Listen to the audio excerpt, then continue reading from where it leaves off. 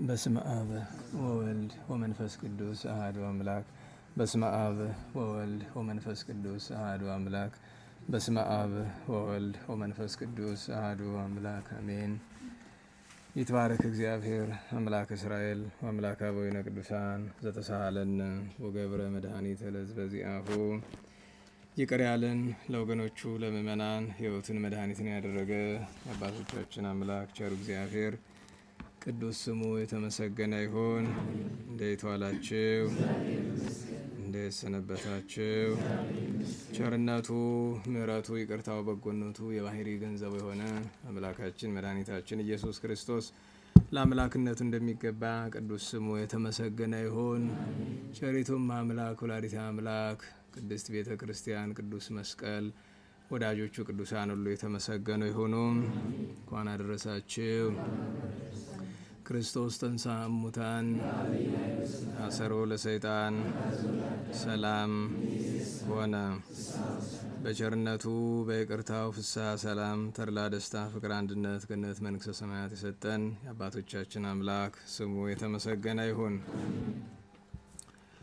የቅዱስ ማርቆስ ወንጌል ምዕራፍ 14 ቁጥር 43 ሲነጋገራቸውም ወዲያውኑ ከ12ቱ አንዱ የአስቆሮቱ ሰው ይሁዳ መጣ። ከእርሱም ጋር ከካህናት አለቆች ከጸሐፊዎችና ከሽማግሎችም የተላኩ ሾተልና ገመድ የያዙ ብዙዎች ሰዎች ነበሩ። የሚያስይዘውም ምልክት ሰጣቸው። የምስመው እርሱ ነውና ያዙ፣ ተጠንቅቃችሁ ሰዱት አላቸው። ያን ጊዜም ወደ እርሱ መጣና መምህር ሆይ ብሎ ሳመው። በእርሱም ላይ እጃቸውን ዘርግተው ያዙት። ከእርሱ ጋር ቆመው ከነበሩትም አንዱ ሰይፉን መዞ ሊቀ ካህናቱን አገልጋይ መታው፣ ጆሮንም ቆረጠው። ጌታችን ኢየሱስም መልሶ እንዲህ አላቸው፣ እንደ ሌባ ተከታትላችሁ በሾተልና በገመድ ልትይዙኝ መጣችሁን? በመቅደስም ሳስተምር ዘወትር ከእናንተ ጋር ስኖር አልያዛችሁኝም። ነገር ግን በመጻሕፍት ያለው ይፈጸም ዘንድ ሆነ። ደቀ መዛሙርቱም ሁሉ ትተውት ሸሹ። እርቃኑን በነጠላ የሸፈነ አንድ ጎልማሳ የሚከተለው ነበር። ጎልማሶችም ያዙት። እርሱ ግን ነጠላውን ትቶ ራቁቱን ሸሸ። ስለ ቅዱስ ቃሉ ቸሩ እግዚአብሔር የተመሰገነ ይሁን፣ የተመሰገነ ይሁን። የሐዋርያውን በረከት ያሳድርብን፣ ያሳድርብን። እንግዲህ ቅዱስ ማርቆስ ስለሆነ በዚሁ ባነበብነው የመጽሐፍ ክፍል ውስጥ በ52ኛው ቁጥር ላይ የሚገኘውን ኃይለ ቃል ይዘን እንደ እግዚአብሔር ፈቃድ እንማራለን። ነገ የእመቤታችን የቅድስት ድንግል ማርያም ወላዲተ አምላክ ልደቷ ነው። እግዚአብሔር ባወቀ እርሱ በወደደ ከነገ ጀምሮ የ7 ቀናት ምህላው ከውጭ ይሆናል ማለት ነው። እሱን ስርዓት ለእናንተ ለማስታወስ ያክል ነው። እሱ በኋላ እንነጋገርበታለን ሰዓቱ ሲደርስ። ዛሬ ስለ ቅዱስ ማርቆስ ወንጌላዊ ለመነጋገር እንግዲህ ጎየ ራቁቱን ሸሸ የሚለውን ኃይለ ቃል ለትምህርታችን መነሻ እናደርጋለን። በቤተ ክርስቲያናችን ትውፊት 4ቱ ቅዱሳን ወንጌላውያን ወንጌልን ሲጽፉ ስለ ጸሐፊው ማንነት ፍንጭ ሰጥተዋል። ይሄ በቤተ ክርስቲያን ትምህርት የሚታመንበት ነው። ቅዱስ ማቴዎስ አንድ ቀራጭ ብሎ እሱ ስሙን ጠርቷል። በቅዱስ ማቴዎስ ወንጌል ምዕራፍ 9 ቁጥር 9 ላይ ጸሐፊው ራሱ ቅዱስ ማቴዎስ ራሱን በዚያ ጠቅሷል። ቅዱስ ማርቆስ አሁን ቀደም ሲል ባነበብነው ክፍል ላይ አንድ ጎልማሳ ራቁቱን በነጠላ ወይም ነጠላ የሚለው እንዲሁ በእኛ ቋንቋ ነው እንጂ በእነሱ ሰንዱን ይሉታል። ያንን ለብሶ ሲከተለው ጌታችን ጎልማሶች ሊይዙ ሲሞክሩ ትቶላቸው ራቁቱን ሸሸ ይላል። ይሄ ቅዱስ ማርቆስ ነው። ሶስተኛ ቅዱስ ሉቃስ የትንሣኤውን ነገር በሚናገርበት በ4ኛው ምዕራፍ ላይ በዚያም ጊዜ ከደቀ መዛሙርቱ 2ቱ ከኢየሩሳሌም 60 ምዕራፍ ወደምትርቅ ኤማሁስ ወደምትባል ስፍራ ሲሄዱ ብሎ 2 ሲጠቅስ አንደኛው ኒቆዲሞስ ሲሆን ሁለተኛው ቀለዮጳ የተባለ እርሱ ራሱ ወንጌላዊ ቅዱስ ሉቃስ ነው። 4ኛው ዮሐንስ ቅዱስ ወንጌላዊ ነው። እርሱ ረድ ዘያፈቅሮ እግዚእ ጌታ የወደው የነበረ ደቀ መዝሙር ብሎ ራሱን ደጋግሞ በወንጌሉ ጠርቷል። እንግዲህ መቼም እግዚአብሔር በቸርነቱ ከሰጠን ሀብታት መካከል አንደኛውና ትልቁ ቅዱሳት መጻሕፍት ናቸው። ከቅዱሳት መጻሕፍት ሁሉ መጽሐፍ ቅዱስ ከፍ ይላል። ከብሉይ ከሐዲስ ሐዲስ፣ ከሐዲሳት ወንጌል፣ ከወንጌል ዮሐንስ ወንጌል ይላሉ አባቶቻችን። ሁሉም የእግዚአብሔር ቃል ሆኖ ሳለ፣ ሁሉም ክቡር ሆኖ ሳለ ግን የበለጠ የባለቤቱ ቃል ይከበራል። እግዚአብሔር ከመላው ዓለም እስራኤልን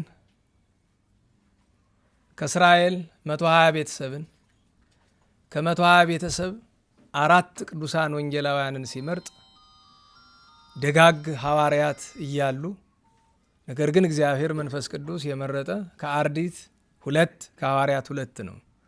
ከአርዲት ከተመረጡት መካከል ከ120 ቤተሰብ በሙሉ በእድሜው በጣም ሕፃን የሚባለው ቅዱስ ማርቆስ አንዱ ነው። በሐዋርያት መካከል ወንዶች አሉ፣ ሴቶች አሉ፣ ታዳጊዎች አሉ፣ ጎልማሶች አሉ፣ አረጋውያን አሉ። በእድሜ የሸመገለ እንደ ቅዱስ ጴጥሮስ፣ ሕፃን እንደ ቅዱስ ማርቆስ አለ።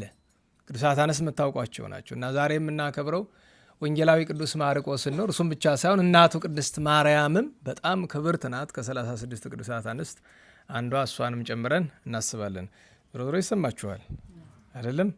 ውጭ ያሉት እግዚአብሔር ናቸው። እንግዲህ ምንም ማድረግ አይችልም። ዛሬ ግቡ እንዳንል ዛሬ መተላለፊያውም የለውም። ሙቀትም የተወሰነ ይኖራል፣ ግን በመስኮትም በበርም የሚገባ ነፋስ ስላለ እሱን እንግዲህ ታግሰን መቀበል ነው ለቸርነቱ። እንግዲህ ደግሞ ውጩ ቀዝቃዛ ስለሆነ ውስጡ ሙቀት መሆኑ ላይጎዳ ይችላል። እግዚአብሔር አምላክ የወንጌላዊ ቅዱስ ማርቆስን በረከት ያሳድርብን። በቀደም ስለ ቅዱስ ማርቆስ ወንጌላዊ በዓል ዛሬ ደስ ያለኝ ነገር አምና ይሁን ታች አምና ወቅሼ ነበረ።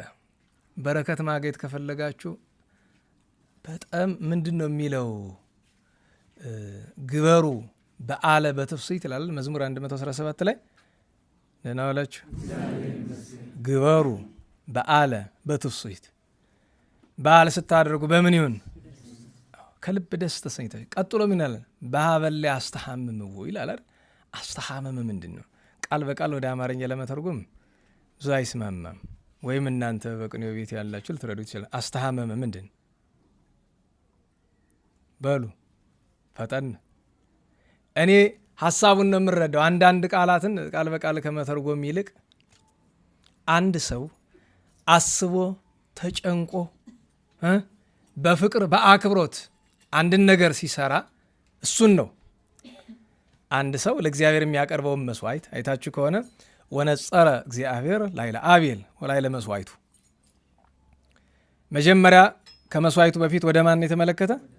ወደ አቤል። አቤል ሲል አካሉን አይደለም፣ የአቤልን ምን ልቡናውን ያቀረበበትን ልቡና ነው የተመለከተ ከመስዋዕቱ በፊት። ምክንያቱም የሰባውን ቢያርዱለት እግዚአብሔር ምን አለ? መስዋዕተ ዘበይንተ ኃጢአት ይሰመርኩ መዝሙር 39 አይደል? ስለ ኃጢአት የምታቀርበውን መስዋዕት አልወደድኩልህም፣ ስጋከ አንጽህሊተ ለምስጢረ ስጋዊ ቢያስተረጉምም እንኳ በጥሬ ዘሩ ግን ምን አለ? አንተን እንዳድርብ ራስን አዘጋጅልኝ ተብሎ ያስተረጉማል። እና ሰው ደግሞ የማሰቡ መገለጫ አለ። ብዙ ጊዜ አይታችሁ ከሆነ የትንሣኤ ነጭ ብዙ ሰው ይለብሳል። አያስደንቀኝም። ለምን? ተለምዷል። ሁሉም እንደዛ ነው የሚያደርግ ካለው የልደት የምን በቅዱሳን በዓል ግን ከአንጀቱ ለማክበር ካሰበ ብቻ ነው የሚያደርገው። ወይም ደግሞ እናቶቻችን ጠዋት ቤተክርስቲያን ሲሄዱ የሚያደርጉትን ጉባኤ ስራዬ ብሎ፣ ለዚያ ነው መድረክ የሚመራው ልጅ ስራዬ ብሎ እንዳሰበበት 2 ምልክት። አንደኛው በቀደም መጥተው እንደ ወረብ ነገር ወረብ ለቅዱስ ማርቆስ የሚሆን አማራጭ ካለ አሉኝ። አይ በማህሌት የሚጮሃለ ግን ደግሞ ጎንደር ውስጥ የቅዱስ ማርቆስ ወንጌላዊ ማህሌት እንዲያው ማህሌቱ አለ፣ ግን ታቦቱ የሚከበርበት ስፍራ ስለሌለ በጎጃም፣ በሸዋ፣ በትግራይ በጣም የሚታወቁ ወረቦች ይኖራሉ።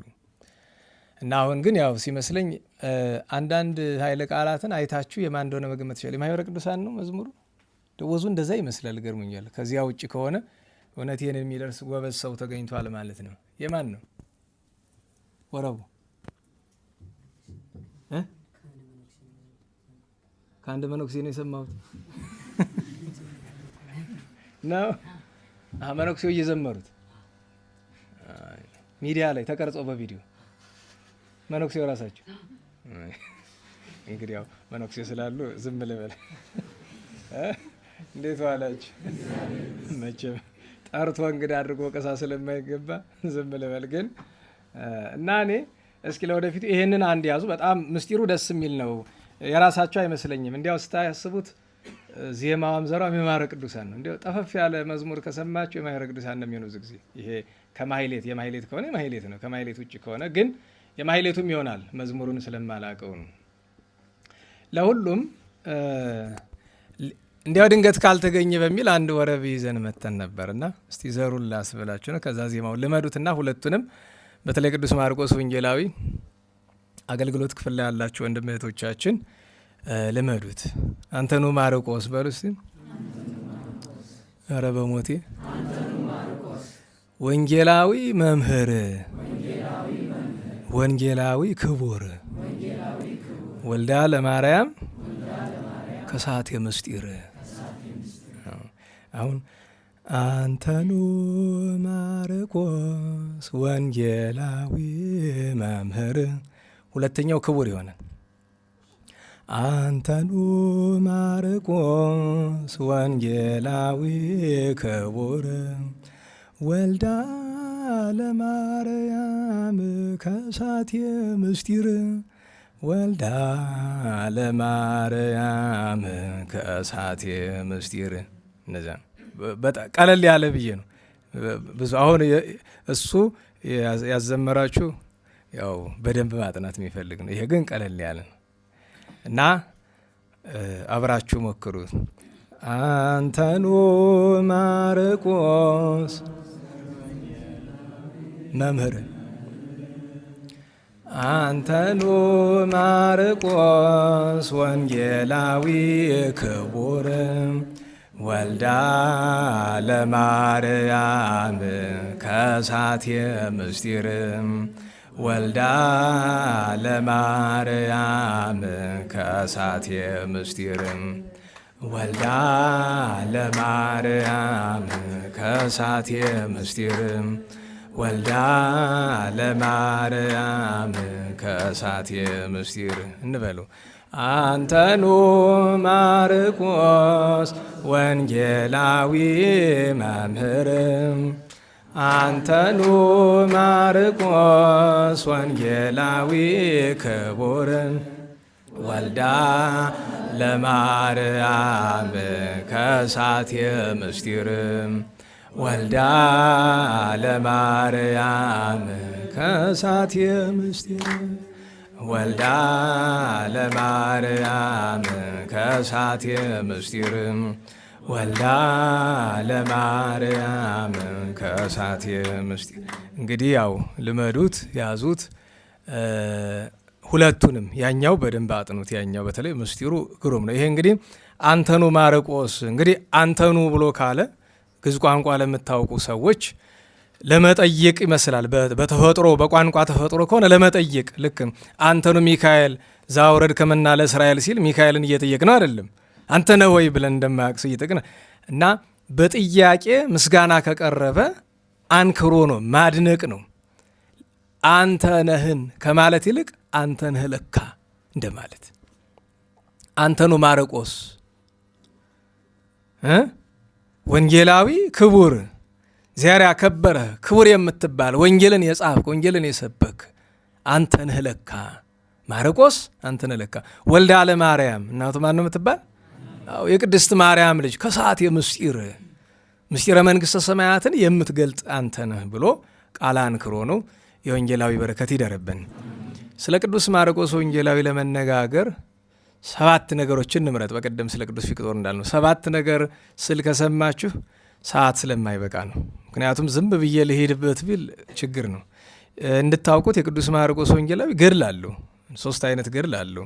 አጭሩ፣ መካከለኛውና ረጅሙ የሚባል። ረጅሙ ገድል በብራና ነው። ሁለቱ ግን አጭሩና መካከለኛው በህትመት ይገኛሉ።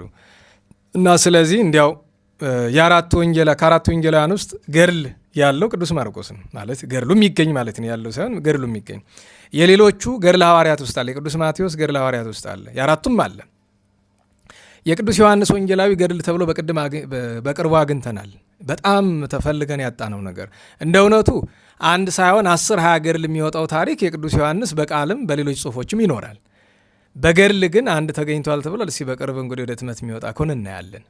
የቅዱስ ማቴዎስና የቅዱስ ሉቃስ ያው ገድለ ሐዋርያት ዜና ሐዋርያት ላይ ነው የሚገኘው። የቅዱስ ማርቆስ ግን ገድሉ ታትሟል። ያሳተመው ማህበረ ቅዱሳን ነው እና ጥሩ ነው። እሱ ብቻ ሳይሆን 3 መልክ አለው። የሚገርማችሁ 3ቱም መልክ እዚህ መጽሐፍ ላይ አለ። እዚህ ታች ተቀምጦ ልንጸልዩ ይገባ ነበረ እና ስለዚህ ገድሉን የቅዱስ ማርቆስን ፈልጋችሁ ግዙና ገድለ ሐዋርያትን እና የቅዱስ ማርቆስን ገድል ገዝታችሁ አስቀምጡ። ቢያንስ ለጉባኤው ሲሆን ለየራሳችን ያስፈልገናል እና ያንን መጸለይ ያንን ማንበብ ከዚያ በረከት ማግኘት ይገባናል። ስለዚህ አንደኛው ነገር እሱ ነው። ሁለተኛው ነገር ምንጊዜም ቢሆን ቅድም የጀመርኩላችሁ ከመዝሙሩ በፊት በዓል ስናከብር ቅዱሳን የምናቀርበውን ነገር አይደለም የሚያዩልን። ልክ እንደ አምላካቸው እነሱ መጀመሪያ ምንድን ነው የሚፈልጉ ብለናል? በቃ ለፍቅር ነው ወይ ማለት ትዝ ብሎናል ወይ አስታውሰነዋል፣ አክብረነዋል ማለት ተነስተን ወደ እግዚአብሔር ለምነናል። ለምሳሌ ባለፈው ሳምንት ምጽዋት ብላችሁኛል። ታደርጉት አታደርጉት አላቅም፣ ግን ስላሰባችሁም ጥሩ ነው። አድርጋችሁት ይሆናል። እንግዲህ እዚህ አካባቢ ያየሁት ነገር የለኝም፣ ግን አድርጋችሁት ይሆናል። ተደርጓል። እንዴት ዋላችሁ? ኧረ እንዴት ዋላችሁ? እስቲ ማን አስተባባሪ? የቅዱስ ማርቆስ ወንጌል ውጭ ነው ያለች። እሺ ተደርጓል ምጽዋት። መልካም። ለምን መሰላችሁ? በክርስትና ውስጥ የምግባር ሁሉ ራስ ፍቅር ነው እንላለን አይደል? የፍቅር መገለጫዋ ምንድን ነው? ኧረ በሞቴ እሺ። እኔማ አንድ ጮክ ያለ ሰው መካከላችሁ የለም? እሱን እያየው የምመላለሰው ስጠይቀው የሚመልስልኝ አንድ ሰው ጎላ ያለ እንደናንተ ዝም ብትሉም ችግር የሌለው ማለት ነው። ምክንያቱም መሰረታዊው ነገር እየተነጋገርን ያለ ነው የእግዚአብሔርን ቃል ነው። ሞቀን ብላችሁ ከሆነ በእሳት የሚቃጠሉ ወገኖች አሉን እና ሲሞቀን 2 ነገር እናስብ ብዬ 2-3 ዓመት በፊት ነግራችኋል። በጣም ሲሞቀን ጉባኤ ውስጥ ነን 2 ነገር እናስብ። አንደኛው በእሳት የሚቃጠሉ ሰማዕታትን እናስባቸው እስኪ እንዲሁ በዚህ በጣም በተርታው ነገር። ሁለተኛ ነገር ዋዕየ ፀሐይ ከጸናበት ከላይ መከለያ ከታች ማረፊያ ሳይኖራቸው በበረሃ የሚንገበገቡ ቅዱሳን ባሕታውያንን እናስባቸው። ከዚህ ሁሉ አልፎ በሶስተኛ ደግሞ እሳቱ የማይጠፋ ትሎ የማያንቀላፋውን ገሃነመ እሳትን እናስብ። ይህን አደራ እንላቸዋለን እና ስለዚህ በዓላትን ማክበርና ዛሬ ባለው ዝግጅት ደስ ብለኛል። ምን የተለየ ነገር አለ ትሉ? ብዙም የተለየ ነገር የለም። ሀሳብ ግን እንዳለ ይታያል። የማክበር ፍላጎት እንዳለ ግን ይታያል። በጥቃቅን ነገሮች በተነሰነሰው ቄጠማ መነስነስ እንደ ትልቁም ነገር ልናየው አይደለም። በእውነቱ ማሰብ፣ ጥቂት ምጽዋት ትልቅ ነገር ነው። ልብስ ቀይሮ መምጣት ትልቅ ነገር ነው። ማሰብ ነዋ። አስቡት፣ ማሰብ። ነጭ ባይኖረው እንኳ ከልብሱ የተሻለውን ሰው ለምሳሌ ቤት እንግድነት ሲጠራ ሰው ቤት ሰርግ ምንም ሲጠራ ለምሳሌ ነጭ ላይኖረው ይችላል። ግን ባዘቦት ልብስ በቱታ ይሄዳል አይሄድም አይደል? የክት የሚለውን ይለብሳል። ነጭ የሌለውም እኮ የክቱን ልብሱ እኮ ይመጣል። በነገራችሁ ላይ ጉባኤ ግን ያ ሲባል ደግሞ በጣም የማማር ጉዳይ አይደለም። እንዲሁ መቼም የማክበር ጉዳይን ለመመልከት ያክል ነው እና እሱ እንድናስበው ይገባል ማለት ነው። ቅዱስ ማርቆስ ወንጌላዊ በኢትዮጵያውያን ዘንድ ከ4 ወንጌላውያን ለየት ብሎ የሚከበርበት ምክንያት ምንድን ነው ካላችሁ የእኛ የክህነት አባታችን ስለሆነ። ምክንያቱም የሁላችንም ክህነት የመጣው ከቅዱስ ማርቆስ ወንጌላዊ ነው። ቅዱስ ማርቆስ ወንጌላዊ አንያኖስ ሜሌዎስን እያለ ወርዶ ከማን ይደርሳል? ከቅዱስ አትናቴዎስ አይደል? ቅዱስ አትናቴዎስ ማንን ያመነኩሳ? ማንን ስልጣን ይሰጣል? ክህነት አባ ሰላማ ቅዱስ ፍሬምናጦስን ማለት ነው። እንዲያ እያለ ሲያያዝ መጥቶ ከዛ ለምሳሌ እያንዳንዳችሁ ክህነት ያላችሁ ከማን እንዳመጣችሁ ታውቃላችሁ። ለምሳሌ እኔ ከአቡነ አረጋዊ ነው፣ ነፍሳቸውን ይማርና። አሁን አቡነ አረጋዊ ከማን እንደተቀበሉ ታውቃለሁ። ያንን ቀጥ አድርገን ብንቆጥረው ሂዶ ማን ጋር ነው የሚደርስ? ቅዱስ ማርቆስ። የቅዱስ ማርቆስ ደግሞ ጵጵስናው ካሉ ከቅዱስ ጴጥሮስ፣ መደበኛ ክህነቱ ካሉ ከጌታችን ክህነት የመጀመሪያ ክህነቱ፣ ኋላ ግን ለግዕዝ ጵጵስና የሾመው ቅዱስ ጴጥሮስ ነው። ስለዚህ የክህነት አባታችን ነው እና ሁል ጊዜ ኢትዮጵያውያን ጥንት አንስቶ ምንላት አንዲት ቃል አለች አይደለም? ዛሬ የጠፋች ማርቆስ አባታችን፣ እስክንድሪያ ንገሩኝ። አዎ፣ ግን በእውነቱ ዛሬ እንደዛ ለማለት የእስክንድሪያ እናታችን ለማለት ይከብድናል። ለምን? እንደ እናት ብዙ አልሆኑንም። ስለዚህ ቀላሉ ነገር ማርቆስ አባታችን ቤተክርስቲያን እናታችን ብንል ይቀላል። ምክንያቱም እስክንድሪያ ብለን ስንል ውክልናው ቅዱስ ማርቆስ ለመጀመሪያ ጊዜ የተከላትን ቤተ ክርስቲያን ያችን የክርስቶስ ቤተ ክርስቲያንን ማሰባችን ነው። ታውቃላችሁ አይደል? በዓለም ታሪክ የመጀመሪያዋ ቤተ ክርስቲያን ማለት የቅዱስ ማርቆስ እናት ቤት ናት። እሱን በኋላ በታሪክ ውስጥ እናገኘዋለን። የመጀመሪያዋ ቤተ ክርስቲያን በአዲስ ኪዳን የቅዱስ ማርቆስ ወንጌላዊ እናት የቅድስት ማርያም ቤት ነው እና ስለዚህ ቅዱስ ማርቆስን አባታችን ማለታችን ሁሉም ቅዱሳን አባታችን ሲሆኑ በተለየ እሱ በክህነት ምክንያት ነው። 7 ነገሮች ቅዱስ ማርቆስ ወንጌላዊ ማን ነው? የምንጀምረው ከ7ቱ ነገሮቻችን በፊት በስም ትርጉም መጀመር ነው። ምንጊዜም ቢሆን ስም በሃይማኖታችን የግብር መገለጫ ነው። ለዚያ ነው የስማቸው ትርጉም ጥሩ ባይሆን እንኳ ወይም ደግሞ ለመንፈሳዊ ነገር የማይገባ ቢሆን እንኳ ቤተክርስቲያን ምን አይነት ትርጉም ትሰጣለች? ስራቸውን የስማቸው መገለጫ ታደርገዋለች። አይደለም? እንዴት ዋላችሁ? ስራቸውን የስማቸው መገለጫ ታደርጋለች ቤተክርስቲያን። ለምሳሌ ዳዊት ማለት ህሩይ ማለት ነው ይላል። አሁን ይሄ ቃል በቃል ዳዊት ማለት ህሩይ ነው ማለት ለማለት አይደለም። ዳዊት ማለት ህሩይ ማለት ነው ብሎ ካለ ግብሩን መናገር ነው። ሁለተኛ ዳዊት ማለት ልበ አምላክ ማለት ነው ይላል። እንዴት ዋላችሁ? ምኑን መንገር ነው? ግብሩን የስሙ መገለጫ ማድረግ ነው። ዳዊት ማለት ልበ አምላክ እና ማርቆስ ምን ማለት ነው ከተባለ በጥሬው ማርቆስ ማለት ካህን ማለት ነው። ይሄ ጥሬ ትርጉም ነው። እንዴት ዋላችሁ? ማርቆስ ምን ማለት ነው? ካህን ማለት ነው። ይሄ ጥሬ ትርጉሙ ነው። ወአምጽኡ ማርየ ዘዲዮስ ይላል አይደለም ግብረ ሐዋርያት ላይ? አዎ ማርቆስ። ከዚያ ሁለተኛ ትርጉሙ ማርቆስ ማለት ንህብ ማለት ነው ይላል። ምን ማለት ነው? እንዴት ዋላችሁ? ንህብ መዓር ትሰራለች አይደል? ንገሩኝ። ቅዱስ ማርቆስን ለምን ከሌሎች ለይቶ በንብ ይመስለዋል ቢሉ ንብ ማር ስትሰራ በሁለት መንገድ ትሄዳለች። በነገራችሁ ላይ ማርን የምትሰራው ማናት? ዝም ብያለሁ።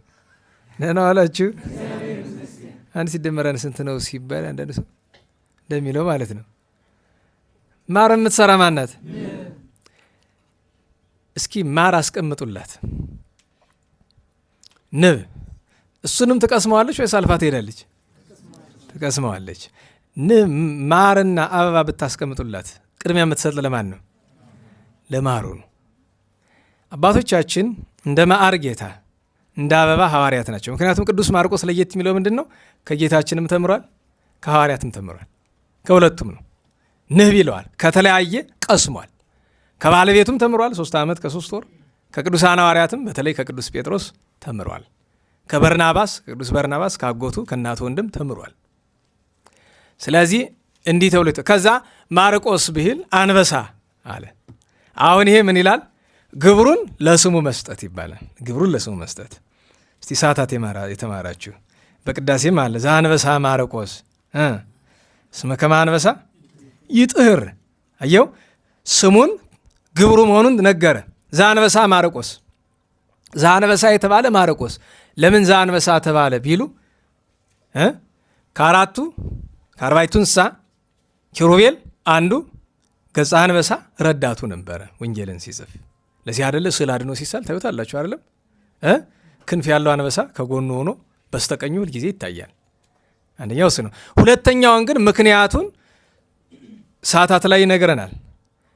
አንደኛ እስመ ከመ አንበሳ ይጥህር፣ አንበሳ ያገሳል አይደል? ሲያገሳ እንስሳት አራዊት ይገዙለታል። ቅዱስ ማርቆስም እንስሳት አራዊት የተባሉ አጋንንት አንድም አሕዛብ አረማውያን ለእርሱ ተገዝተውለታል። ማለትም ትምህርቱን ስብከቱን ተቀብለው ጌታችንን አምነዋል። ቀጥሉ። ምንድን ነው የሚለው? ቀጥሎ አዲያመ ገጽ ዛድመፀ። አስበው አንበሳ ሲያገሳ፣ አንበሳ ሲያገሳ በአካል ሰምቶ የሚያገሰው በሉ ባዩን አይቶ የሚያገሰው። አዲስ አበባ ሄዳችሁ አታውቅም? እዛ አንበሳ ግቢ 6 ኪሎ አዲስ አበባ የመጣችሁ አላችሁ እኮ ዩኒቨርሲቲ ተማሪዎች። እንዴት ዋላችሁ? ድሮ ጎንደር አንበሳ እያለ ታስታውሳለህ? ኦልድ ስኩል ታስታውሳለህ አይደለም? ያኔ አንበሳ ነበረ አጼ ፋሲል ግቢ ውስጥ። አቤት አቤት! እንግዲህ ሚጮህ አስቡት፣ ፒያሳ ላይ ነው አይደለም ያለው፣ ወይም መስቀል አደባባይ ጎን ነው። የእኛን ሰፈር አስቡት፣ ከቃህ በላይ ብሪጋታታችሁ ማለት ነው። እንደዚህ ነው ልብ የሚንቀጠቀጥ፣ በተለይ ሳያረጅ ማለት ነው። ካረጀ በኋላ እንኳ ድምፁ እየቀነሰ ሄደ። ያረዳል፣ ያንቀጠቅጣል። ስንት ኪሎ ሜትር ሂዶ ነው የሚያስረ እና እስመ ከመ አንበሳ ይጠር ካለ በኋላ ምን አለ? አድያመ ግብፅ ዘአድመፀ። ግን ቅዱስ ማርቆስ ከአንድ ስፍራ ሁሉ የተናገረው በግብፅ ሁሉ ደርሶ አይደለም። በሁለት መንገድ ነው ግብፁን ሁሉ ትምህርቱ የደረሰ። አንድ ዙሮ አስተምሯል ግብፅን በመላዋ። ሁለት እርሱ ካረፈ በኋላ ደቀ መዛሙርቱ አድርሰዋታል ግብፅን። እና ዛሬ ግብፅ የማን ቤተክርስቲያን ትባላለች? የክርስቶስ ቤተክርስቲያን ወይም የእግዚአብሔር ሀገር፣ የክርስቶስ ሀገር የምትባልበት ግብፅ ምክንያት እሱ ነው፣ በቅዱስ ማርቆስ። ከዚያ አስቀድሞ ጌታችን በስደት ነበረባት፣ ኋላ ደግሞ እንደዛ። እሺ ቀጥሎ ምንድን ነው? እንዘ ይሰብክ ወንጌል፣ ወንጌልን እየሰበከ አለ። አንድ ምክንያቱም የእሱ ወንጌል አሰባበኩ ለየት የሚለው ምንድን ነው?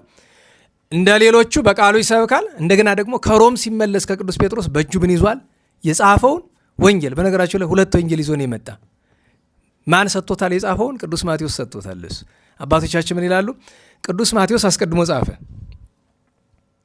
ከዚያ ማርቆስ ከጻፈ በኋላ ወደ ቅዱስ ማቴዎስ ሄዶ ማርቆስ ለማቴዎስ፣ ማቴዎስ ለማርቆስ ይሰጠዋል።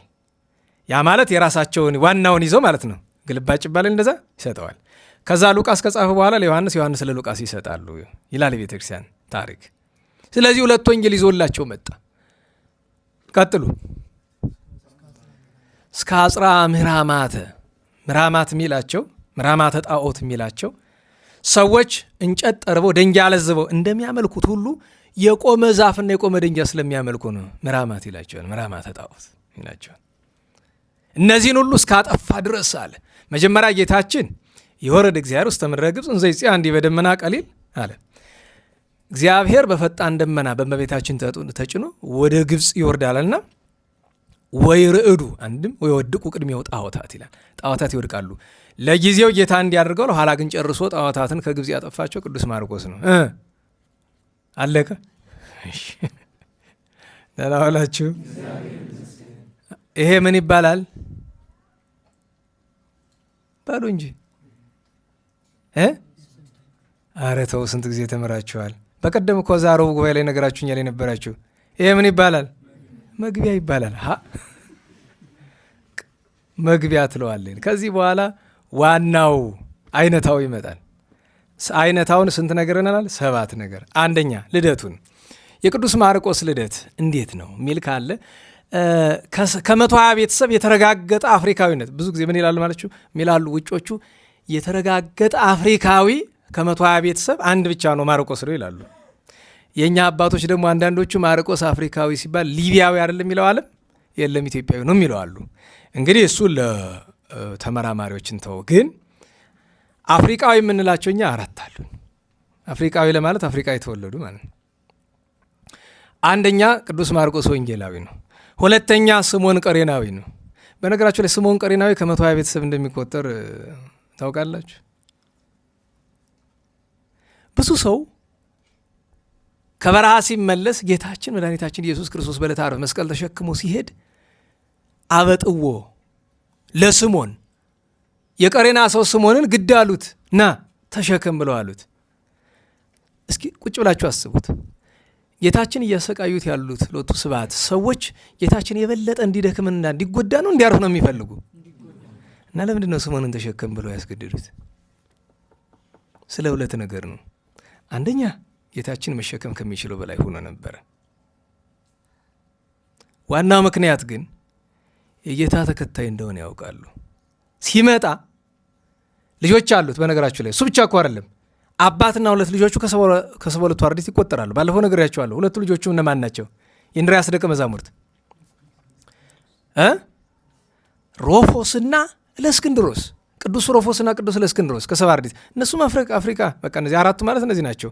ሮፎስ፣ ለእስክንድሮስ፣ ስምዖን ቀሬናዊና ቅዱስ ማርቆስ ናቸው። እነዚህ 4ቱ እና ስምዖን ቀሬናዊ ከ70 አርድእት የተቆጠረ ነው ከነ 2 ልጆቹ ማለት ነው። ሁለተኛ ነገር ተሸከም ያሉት መንፈስ ቅዱስ ከበረከተ መስቀሉ ሲያድለው፣ ሁለተኛ ነገር በዚያ ስፍራ ጌታ በሚሰቃይበት ስፍራ ከዮሐንስ ወንጌላዊ በቀር ከሰባ አርድእት የተገኘ እሱ ነው። ምክንያቱም አልነበረም፣ አብሮ ከበረሃ እየተመለሰ ነው፣ ከነበረበት ተግባር እየተመለሰ ነው። ነገሩን ሲሰማ ግን ቀጥሎ ወደ ጌታችን የሕማም ስፍራ ሄደ። ከዚያ የምንጠበቀው በረከተ መስቀሉን ያገኘ ሌላ ምንም ሳይደርስበት መስቀሉን በመሸከም ግን ከሁሉ ደስ የሚያሰኝ አንድ ነገር ልንገራችሁ። ደስ የሚያሰኝ አስቡት፣ ፍጥረቱን ሁሉ የሚያግዝ ፍጥረት ሁሉ በመሃል እጁ የተያዘ አምላክን ማገዝ ደስ ይላል። ልክ የጥጦስ በቀኝ የተሰቀለው እመቤታችንን በሽፍትነት ወራት እሱ ሽፍታ እያለ አግኝቶ አዘነላት ይላል። ሁልጊዜ እናደንቃለን አይደል? ለፍጥረት ሁሉ የምታዝነውን አዘንላት፣ ፍጥረቱን ሁሉ የሚረዳውን ደግሞ እዚህ መስቀሉን በመሸከም አግዘው ረዳው ተብሎ የተጻፈለት ደግ ሰው ነው። ስለዚህ ስለ ልደቶችን አንድ ነገር እንያዝ። የቅዱስ ማርቆስ የተወለደበት እንግዲህ ሰሜን አፍሪካ ነው፣ ሊቢያ ነው ይላሉ። የእኛ አባቶች ኢትዮጵያዊ ነው ይላሉ። እንግዲህ እስቲ እሱን እንተወው፣ ክርክሩ አያስፈልገንም። ግን ስለ ቅዱስ ማርቆስ ልደት ሁለት ነገር ልንገራችሁና ክፍል አንዱን በዚህ ልጨርስ። የቅዱስ ማርቆስ ከመወለዱ በፊት ከመጸነሱም በፊት ትጸልይ ነበረ ቅድስት ማርያም። ባሏ አርስጦቦሎስ ወይም አርስጦቦሉስ ይባላል። እስራኤላዊ ናቸው። ነገር ግን በስደት ምክንያት እስራኤል ዝርባን አደሉ ተበትነው ሲኖሩ እነሱ ሰሜን አፍሪካ አካባቢ እንግዲህ ያው አብዛኛው ሰው የሚያውቀውን ታሪክ ሊያዝ ብዬ ነው እንጂ ኢትዮጵያ የሚለው እንዳለ ሆኖ ማለት ነው ነበረ የሚኖረው። ልጅ ስጠኝ እያለች ስትለምነው ኖራ አንድ ጊዜ ህልም ታያለች። ነናዋላችሁ ከሰማይ ቅዱስ መልአክ ይመጣና ለአራት ሴቶች 4 ብርሃን ሲሰጣቸው ትመለከታለች። እና አንዱ ለሱ አልደረሳት እና ለጊዜው አልገባትም። ኋላ ልጇ ወንጌልን ሲጽፍ ነው የገባት። ከስንት ጊዜ በኋላ ማለት ነው እንግዲህ ክርስቶስ መድኃኒታችን ካረገ በኋላ ማለት ነው። ያ ማለት ነገር በጊዜው ይገለጣል ነው እንጂ ቅድስት ማርያም ነገሩ አልገባትም ለማለት አይደለም። ነገር ግን አንዳንዱ ህልም አባቶቻችን ምን ይላሉ? ህልም አየሁ ስትላቸው ይሄማ እንዲህ ነው ይላሉ። አንዳንዱ ንሳ ምን ይላሉ? ጊዜ ይፍታው ይላሉ አይደለም። ወይም ደግሞ እንደ ቴክታና በጥሪቃ ውስጥ እንዳለው የፀሐይ ነገር ግን አልተገለጸልኝም ጊዜ ይፍታው እና ልክ እንደዚያ የሚልም አለ እና 4 ብርሃናት የተባሉ 4 ወንጌላውያን ናቸው። 4ቱ ሴቶች የ4 ወንጌላውያን እናቶች ናቸው። እና እሷ እንደዚያ ደረሳት፣ ደስ አላት፣ ጸነሰች፣ ወለደችው። ገና በልጅነቱ ጥቂት እንዳደገ አባቱ አርስጦቦሎስ ስላረፈ ብቻዋን ያሳደገችው። ባሏ እንደሞተ ስታውቅ እዚያው ቀሬና መኖር አልፈለገችም። ለምን? በበጎ ለማሳደግ ከባድ ነው እዚያ ሊቢያ አካባቢ ባለው ስፍራ። ስለዚህ የነበራት አማራጭ ምንድነው? ያላትን ሀብት ንብረት፣ በጣም ባለጠጋ ነበረች ይባላል፣ በጣም ሀብታም። ይዛየት ገባች፣ እስራኤል ኢየሩሳሌም ገባች። እዚያ ገብታ ልጇን 2 ነገር አስተማራቸው። አንደኛ በዘመኑ ዛሬ ሳይንስ እንደሚባለው አስኳላ እንደሚባለው የዛ ዘመን የአስኳላ ትምህርት ምንድን ነው? ፍልስፍናና ቋንቋን። ከቋንቋ ምን አስተማረችው?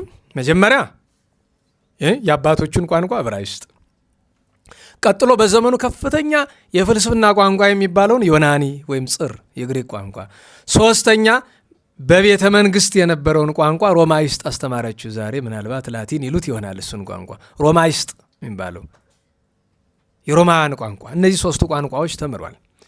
2ኛ ምን አስተማረችው ይባል? ኦሪቱን፣ ነቢያቱን፣ የብሉይ ኪዳን ወጉን፣ ህጉን፣ ስርዓቱን እንዲማር አድርገዋለች። የመሲህን መምጣት በተስፋ እንዲጠብቅ አድርገዋለች። ቀኑ ደርሶ ጌታችን ሲጠመቅና ደቀ መዛሙርትን መሰብሰብ ሲጀምር ያን የወንጌላዊ ቅዱስ ማርቆስ ዕድሜው ወደ 20 አካባቢ ደርሶ ነበረ። ከ18 እስከ 20 ይባላል ዕድሜ የዛን ጊዜ ጌታችን ለማስተማር ሲጀምር ማለት ነው።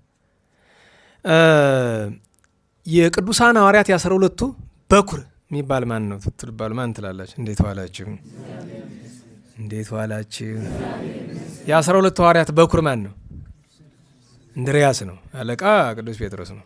በኩር ምንድን ነው? የበኩር ልጅ ማለት ምንድን ነው? ቀድሞ የተወለደ ነው አይደል? ቀድሞ ያመነ ነው አይደለም? በኩረ አርዳኢሁ ለክርስቶስ ይባላል። የደቀ መዛሙርቱ በኩር እንድርያስ ነው።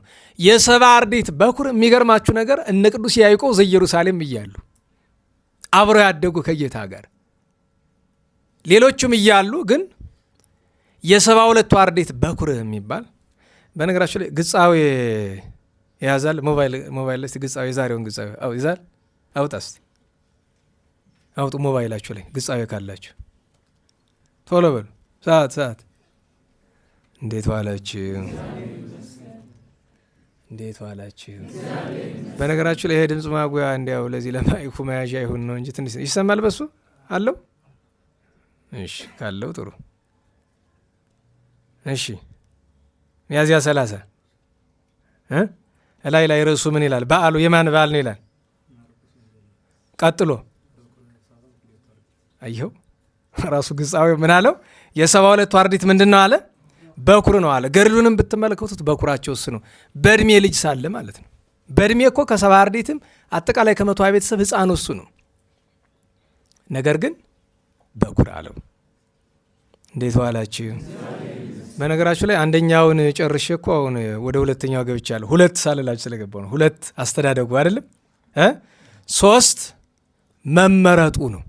ባጭር እንዳልኳችሁ እንደ ልማዴ 1 2 3 ሳልል መጥቼ ነው እንጂ አሁን 3ኛ ደርሰናል። አስተዳደጉ ላይ ምንድን ነው ያነሳን? ኦሪት ነቢያትን መማሩና የዘመኑን ቋንቋና ፍልስፍና ማወቁ ብለናል። የልደቱን ነገር ከተናገርን በኋላ 2ኛ ነው። 3ኛ መመረጡ ነው።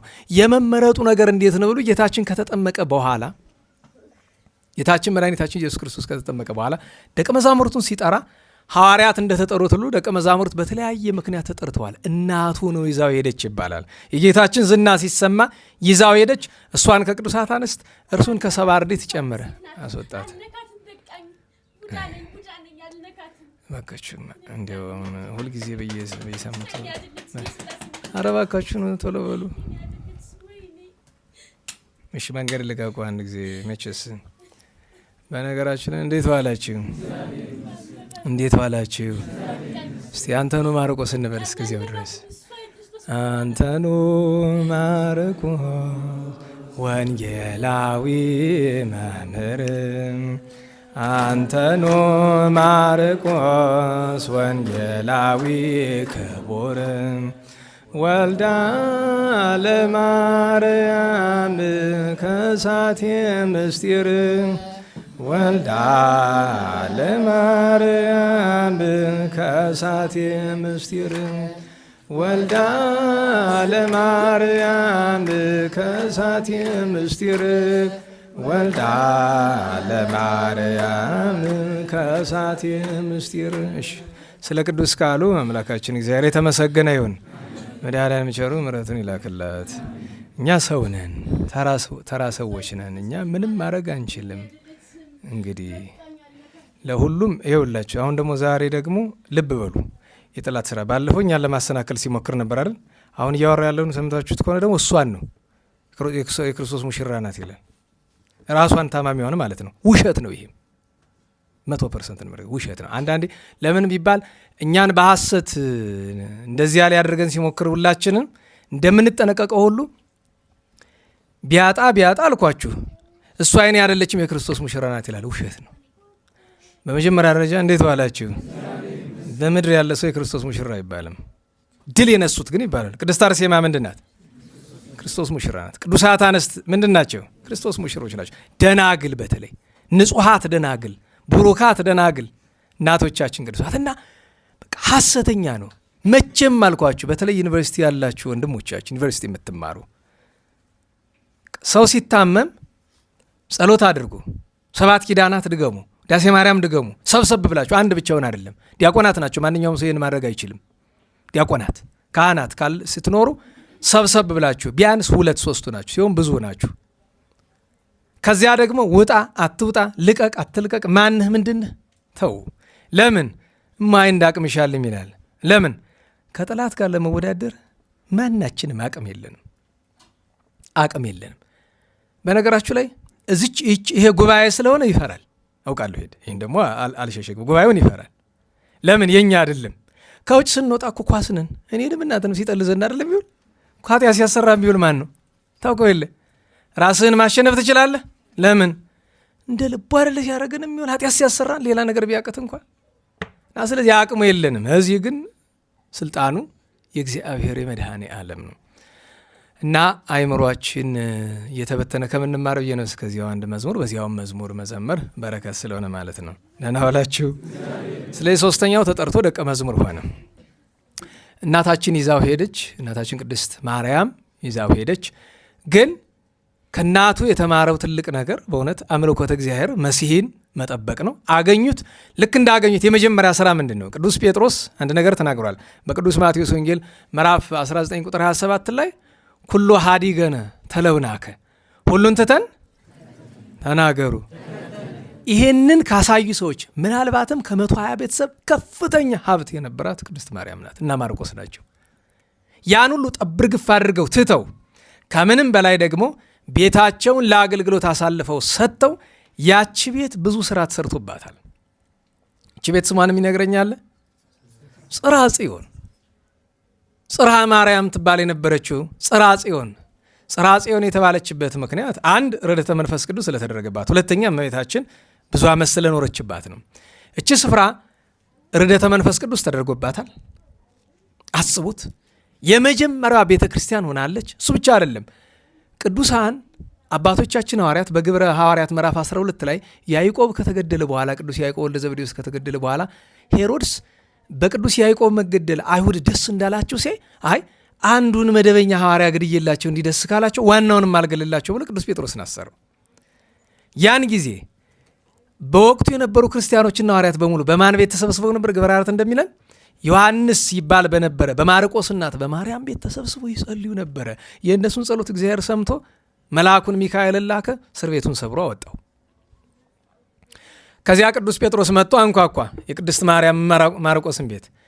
ከዛ ሲንኳኳ ሰምቶ ሂጅ ክፈች ብሎ በወቅቱ የነበረች አገልጋይ ማለትም ክርስቲያን ናት፣ ግን በጥንት ግብሯ የቅዱስ ማርቆስና የቅድስት ማርያም አገልጋይ ምንድን ነው? አገልጋይ ሲባል እኮ አሁን በመንፈሳዊም አለ በስጋዊም አለ። ምንድን ነው የሚባል? ባሪያ አይባልም አይደል?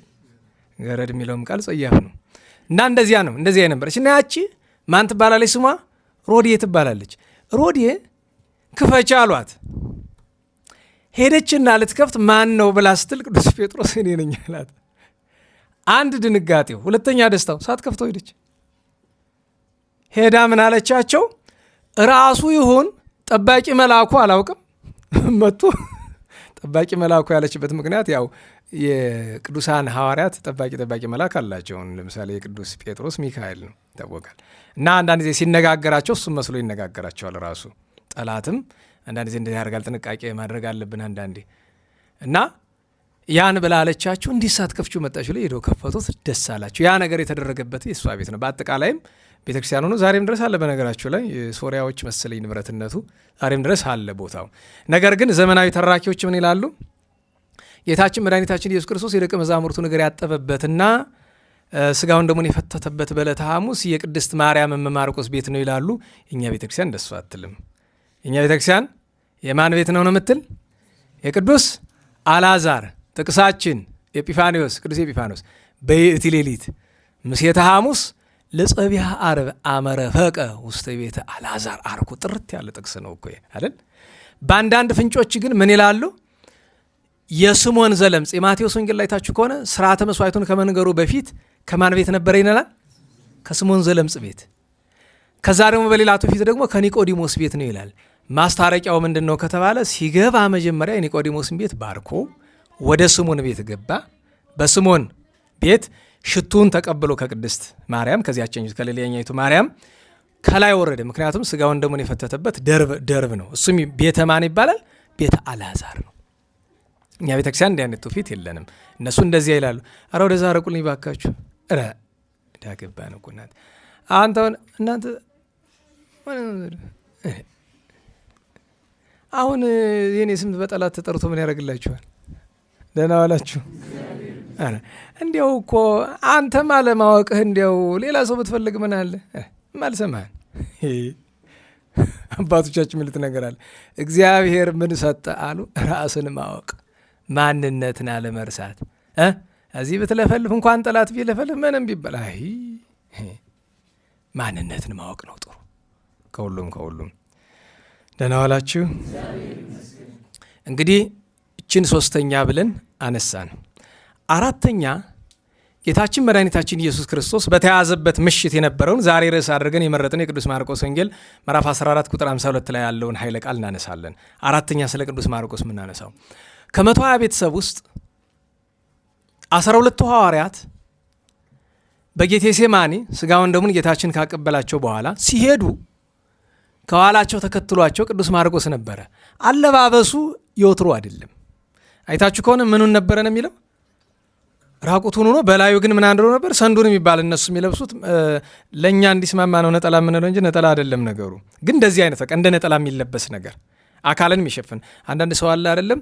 ብዙ የረባ ነገር ሳይለብስ በላይ ዝም ብሎ ገጠር ላይ የምታውቁ ካላችሁ ዝም ብሎ ኩታውን ወይ ፎጣውን አገልድሞ ዝም ብሎ ይወጣል እና አካሉ ቢገለጥ ግን ከቁምጣ በቀር ሌላ ነገር የለው አይደል? እንደዚያ የሚያደርጉ አሉ፣ በገጠር የሚያደርጉ አሉ አንዳንድ ጊዜ። እና እንደዚያ ነው አለባበሱ የነበረ። ለምን እንደዚህ ሆኖ ለብሶ ወጣ ቢሉ ቢቸኩል። ለምን ደቀ መዛሙርቱ ካሉበት ጌታችን ስጋውን ደሙን ሲፈትት ከ12ቱ ውጪ ማንም እንዲገባ አልፈቀድም። እንድታውቁት አልነበረም ሌላ ሰው። 12ቱ ብቻ ነው የነበሩት በምሴተ ሐሙስ ስጋውን ደሙን ሲሰጥ እና ወጥቶ ሲሄድ ቢቸኩል ያንን እንደለበሰ ተከትሏቸው ሄደን አብሮ ነበረ። ከዚያ ጌታችን ስርዓተ ጸሎት ሲያስተምር ትግሆ ጸልዮ ሲል ሲሰግድ ወዙ ሲንጠፈጠፍ የእግዚአብሔር መልአክ ሊያረጋጋው ሲታየው በእነዚህ ሰዓት ነበረ። ጌታችን ከመያዙ በፊት አስቀድሞ በነቢይ የተነገረው እረኛውን እመታለሁ መንጋው ይበተናል ተብሎ የተነገረው ቃል ሊፈጸም ልክ ይሁዳ አስቆሮቱ ይሁዳ ሊቃነ ካህናትን እና ጦራቸውን መርቶ ሲመጣ ቅዱስ ጴጥሮስ ሰይፍ አንስቶ ማልኮስ የሚባለውን የሊቀ ካህናቱን ሎሌ ጆሮውን ቆረጠው። ጌታችን አግባ ለመጥባሕትከ ውስተ ቤታ፣ ሰይፍህን ወደ አፎት ቁጣህን ወደ ትዕግስት መልስ፣ ሰይፍ የሚያነሱ በሰይፍ ይጠፋሉና ብሎ ካለ በኋላ የሊቀ ካህናቱን ሎሌ ጆሮውን ድስስ አድርጎ አዳነው። ጆሮውን ከተቆረጠበት መልሶ ቀጠለለት። ይህንን ካደረገ በኋላ በሙሉ ደቀ መዛሙርቱ ሲበተኑ እዚያች ስፍራ ቆሞ የተገኘ ስንት ሰው ነው? ተናገሩ። አንድ ሰው ብቻ ነው። እሱም ማን ነው? ቅዱስ ዮሐንስ ወንጌላዊ ነው። ግን ሁሉ ሸሽተው ጨርሰው ሄደዋል። ሁለት ግን ከሮጡ በኋላ ተደብቀው የቀሩ ሁለት አሉ። አንደኛው አረጋዊ ቅዱስ ጴጥሮስ ነው። ሁለተኛ ሕፃኑ ቅዱስ ማርቆስ ነው። እዚሁ ላይ ያዝል አድርገውና ወደኋላ መልሼ የቅዱስ ዮሐንስ ወንጌል ምዕራፍ 6 ላይ ያለ አንድ ኃይለ ቃል አንበብላችሁ። አምና ወይታች አምና የነገርኳችሁ ይመስለኛል። የቅዱስ ዮሐንስ ወንጌል ምዕራፍ 6 ላይ ጌታችን ህብስት አበርክቶ ስለማብላቱ ይነግረናል አይደለም?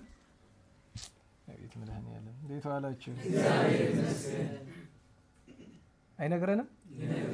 ምናችሁ ዝም ያላችሁ?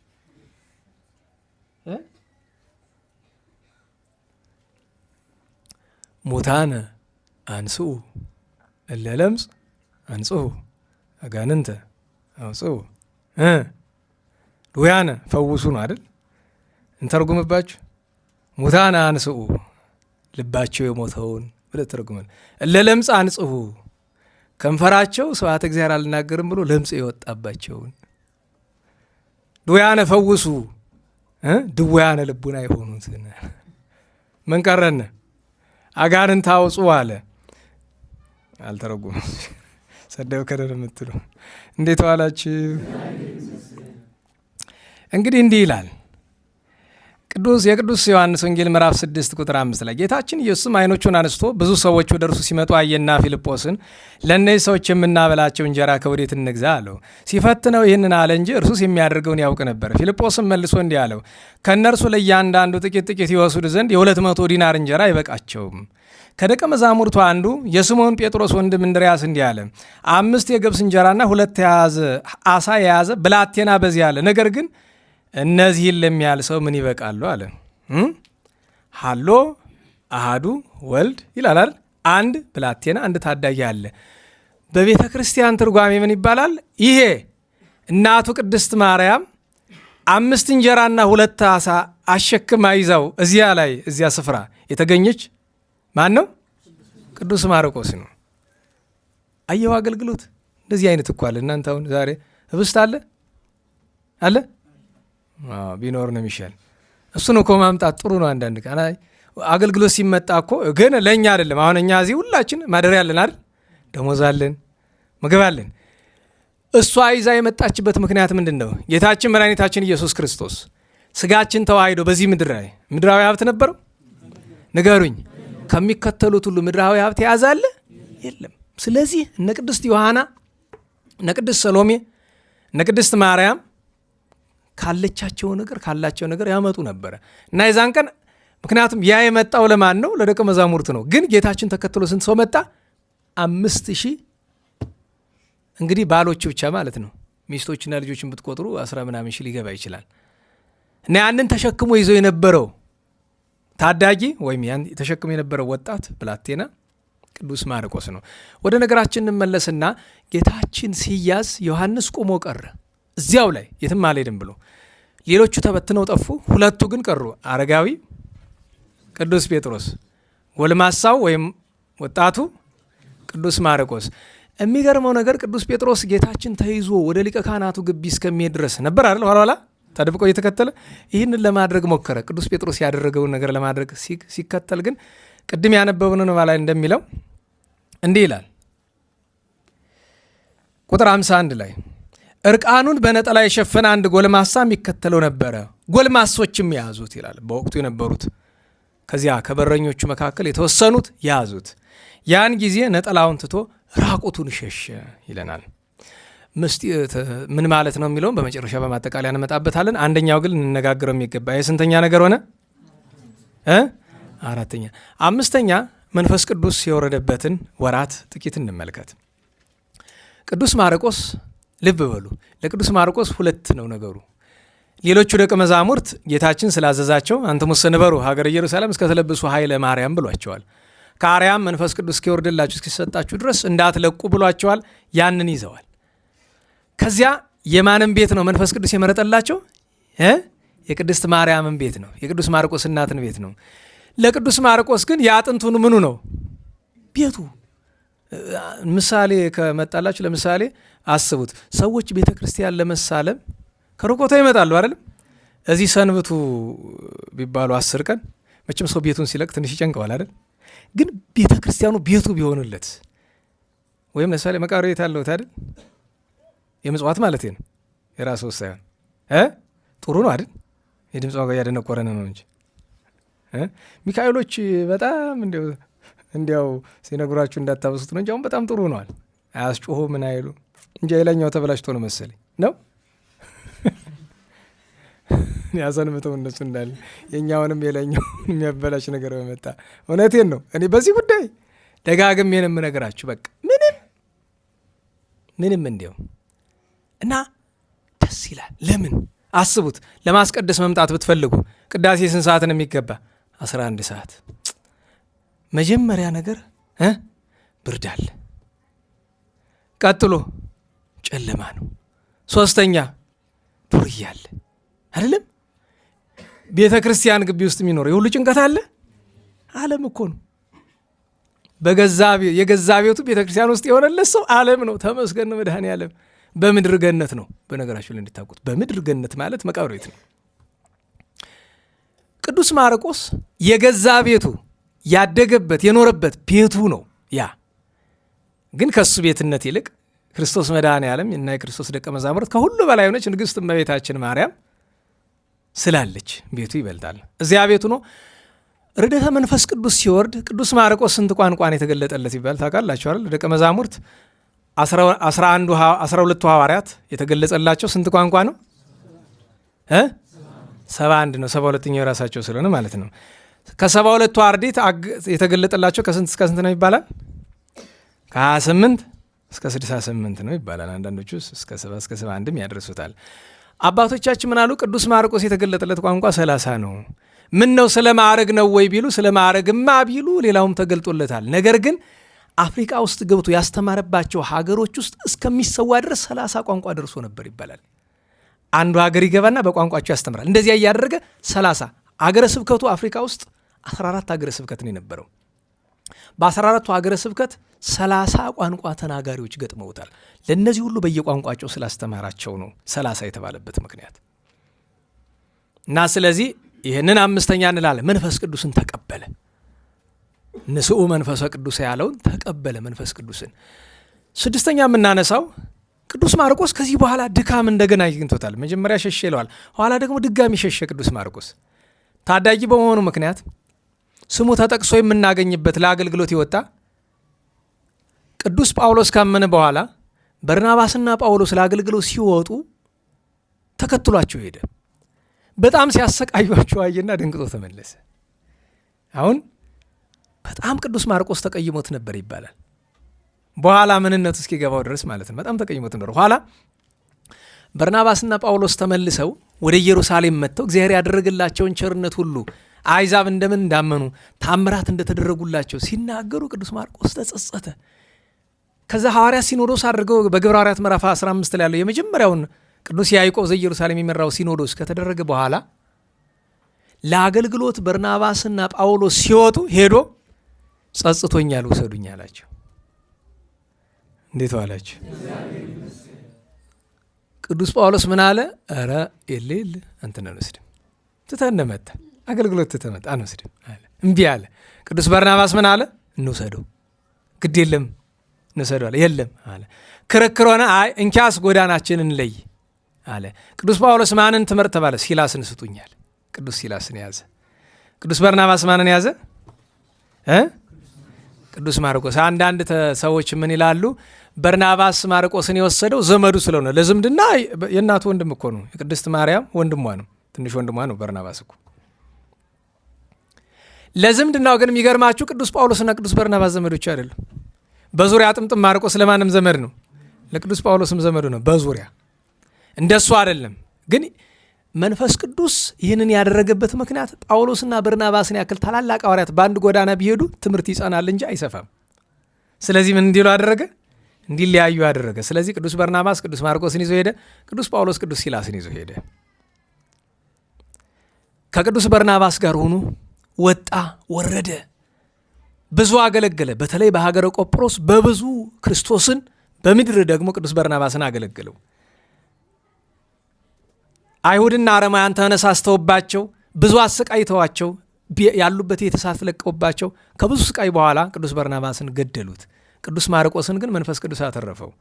በዚህ ምክንያት ቅዱስ በርናባስን ቅዱስ ማርቆስ ወንጌላዊ ገነዘው። እንዲያውም የቅዱስ በርናባስን ክብር ለመግለጥ አርኬ ላይ ሰላም ለበርናባስ በእደ ማርቆስ ተገንዘ ይለዋል። በወንጌላዊ ማርቆስ እጅ መገነዙ አንድ ክብር ስለሆነ እግዚአብሔር ቅዱሳንን በቅዱሳን እጅ ያስገንዛቸዋል። ቅዱስ በርናባስ ከተሰዋ በኋላ የእሱን ክቡር ሥጋ አስቀምጦ በቀጥታ ወዴት ሄደ? ወደ ቅዱስ ጴጥሮስ ሄደ። የቅዱስ ጴጥሮስ ደቀ መዝሙር ሆነ። ከዚያ በኋላ ብዙ የተማረ ወንጌልንም የጻፈ እንግዲህ ወንጌልን የጀመረ አባቶቻችን ምን ይላሉ? ቅዱስ ማርቆስ ወንጌልን መጽሐፍ የጀመረ መንፈስ ቅዱስ ጻፍ ብሎት ጀመረና በርቃ በምትባል ሀገር ኋላ መንፈስ ቅዱስ አንድ ነገር አለበመው። ሂድ ወደ ቅዱስ ጴጥሮስና እሱ የሚነግርህን ጻፈ። እንድታውቁት የሚያስፈልገው ነገር ቅዱስ ሉቃስ ሲጽፍ አብሮት ማን ነበረ? ቅዱስ ጳውሎስ ነበረ። እና ወንጌሉ የሁለት ነው የሚባለው። ሁለት ወንጌሎች የአርድእት የሁለት ነው። አንዱ የቅዱስ ጴጥሮስም ጭምር፣ አንዱ የቅዱስ ጳውሎስም ጭምር ነው። እና እርሱ እየተረጎመለት ጻፈ። ጽፎ ሲጨርስ ቅድም እንደነገርኳቸው የቅዱስ ማቴዎስንም ወንጌል ይዞ ወደ ግብፅ ወረደ። ወደ ግብፅ ወረደ ብለን ስንል በመካከል እየወጣ እየገባ ያስተምር ነበረ። ደግሞ ከማን ጋር? በነገራችሁ ላይ የሐዲስ ኪዳን መጻሕፍት ላይ ብዙ ቦታ ከቅዱስ ማርቆስን ታገኙታለች። ለምሳሌ ቅዱስ ጴጥሮስ በጻፈው መልእክቱ ላይ ተማሐክሙ ቤተ ክርስቲያን ህሪት እንተ ባቢሎን ግብፅ ወልድየ ማርቆስ ይላቸዋል። በግብፅ ባቢሎን በተባለች ግብፅ ያለች ቤተ ክርስቲያን ሰላም ትላቸዋለች፣ ልጄ ማርቆስም ሰላም ይላቸዋል። ቅዱስ ጳውሎስም ዴማስ እንደከዳው በተናገረበት አንቀጽ ለአገልግሎት ይጠቅመኛል ያለው ማንን ነው? ቅዱስ ማርቆስን ነው። በአንድ ስፍራ ደግሞ ምን ብሏል? ካልተሳሳትኩ ለጢሞቴዎስ ሲልክ ምን ብሎታል? በርናባስን ማን ነው? ቅዱስ ማርቆስን የበርናባስ የእህት ልጅ ነው ብሎ በግልጥ ቅድም የነገርኳችሁን ታሪክ ያው ዘመድ የሚለውን ነገር ማለት ነው ተናግሮታል። የውጭ አብያተ ክርስቲያናት ግን ብዙ ማርቆስን ያለ ይላሉ አሉ።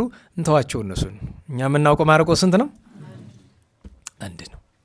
እና ስለዚህ ስድስተኛው ነገር ይህንን ይመስላል። ለአገልግሎት መንፈስ ቅዱስ ከተቀበለ በኋላ ለአገልግሎት የሄደባቸው አጫጭር መንገዶች። ሰባተኛውና የመጨረሻው ማጠቃለያው ስለ ቅዱስ ማርቆስ የምንነጋገረው ምንድን ነው? የመጨረሻ ሰማዕትነቱን ነው። እንግዲህ ለእኛም አባታችን ሊሆን ወደ ግብፅ ወረደ። የእስክንድሪያ በአፍሪካ ምድር የመጀመሪያው እንደታውቁት በዓለም ላይ 12 ሐዋርያት ሁሉ መናብርት አሏቸው።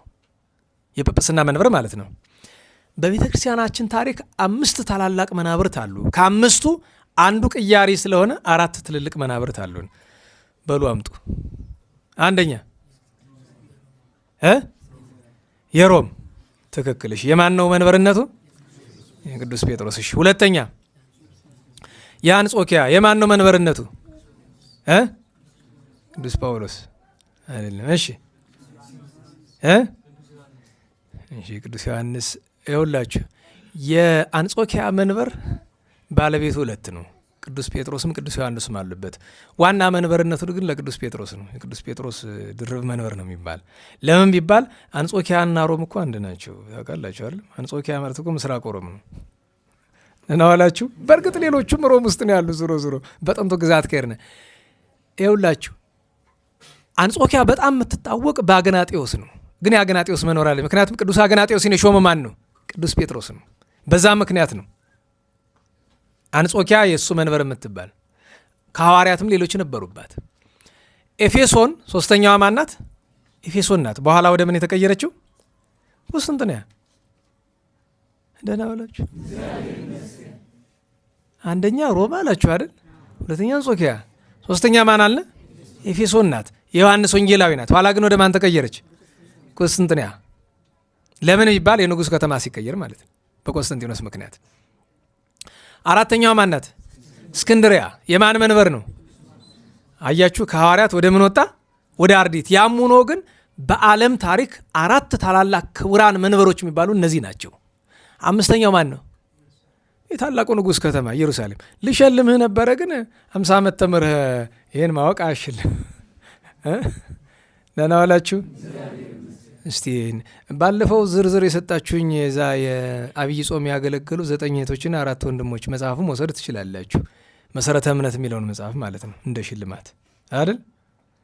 እና አንተ ይሄ የለበት መሰል ግን ስጡት። ለዚህም ችግር የለው፣ እሱ ማገልግሏል። ለሱ ለዚህ አዳራሽ ለሚከፍተው ልጅ ለዲያቆን ሳሙኤል ስንት ሆነ ማለት ነው? 3 እና 13 16።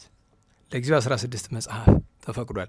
የሌሎቻችሁን እያየን መጽሐፍ ከተረፈን እንሞክራለን። በተለይ ክህነት ላላችሁ ቅድሚያ ከጨዋ ይልቅ ክህነት ላለው መስጠት ይገባል። ለምን? ምስጢር ስለሆነ። የምስጢር ትምህርት ምስጢር ሲባል ምስጢረ ሥላሴ፣ ምስጢረ ሥጋዌ፣ አምሃደ ምስጢር፣ ስነ ፍጥረት ስለሆነ ማለት ነው። ሰምታችኋል? ሰምታችኋል ወይ? እሺ። እንግዲህ ቅዱስ ማርቆስ ወደ ግብፅ መጣ። የእስክንድሪያ መንበርን ዘረጋ። ሲገባ ግን እግዚአብሔር ጎዳናውን አቀላለት። እኔ ይገርመኛል። ለምሳሌ ያዕቆብ በጎዳና ሲሄድ ያዕቆብ ዘኢየሩሳሌም አንድ ሽማግሌ ያገኘ። አንተ ሽማግሌ አለው። አቤት። እስቲ ያሳድረኝ ማደሪያ የለኝ አለው። እንግዲህ ያስቡት፣ የክርስቶስ ሐዋርያ ቤት የለውም እና አለ ምን ችግር አለ አለው። ከዛ አለፍ ሲሉ ጋኔን ያደረበት ሰው አገኘ። ጮኸ። ያንን ገስጾ በጌታችን ኢየሱስ ክርስቶስም ጋኔኑን አስወጣው። ያ ሰው ደስ ብሎት ከፊት ወድቆ ማነው አምላካ አለው። ነክረው በአምላካ አምኛለሁ። እንዲህ ያለ ድካም አለውጣ ውረድ ማለት ነው። አኮተከ እግዚእ አመሰግናለሁ። ደስ አለው። እንደዚያ ጎዳና አንዳንድ ጊዜ አለ ድብደባ። ምክንያቱም ሐዋርያት ከተማ ለመግባት እኮ ስንት ስቃይ አለባቸው። ገና እስክንድርያ ሲገባ ጫማው ተበጠሰ። እኔ በሆን ወይ አንተ ብትሆን ወይ አንቺ ብትሆኝ አሁን እንዴት ልሆን ነው ምናምን ነው አይደል? በጣም ጥሩ ከሆነ ስንከፋስ ያንተውን እንጀል ሰብክ የሄድኩኝ ጫማዬን ተበጠስብኛል። እሱ ግን ጫማው ሲበጠስ የተበጠሰውን ጫማ ያዘና በእግሩ ጥቂት ሄዶ ቢራመድ ምን አየ? ጫማ የሚሰፋ አንድ ሰው አየ። ማን የሚባል? አንያኑ ወይም አንያኖስ የሚባል አየ። ከዛ ሄደና ጫማ ስፋልኝ አለው። በነገራችሁ ላይ የሚከፍለው ነገር አለው የለው? ግን በእምነት ነው ስፋልኝ አለው። ሲሰፋለት እንግዲህ ክርስቶስ የሚሰራው ስራ ረቂቅ ነው። አምላካችን መሳፈቻ ታውቃላችሁ? ንገሩኝ። መሳፈቻ ክር መያዣ ውስጡ ላይ ስላለው ከባድ ነው። ሲወጋ እንደ መርፌ አይደለም መሳፈቻ። ሄዶ ተለይ ደም ስራችሁን ካገኘው ያበቃ ነው። ከባድ ነው።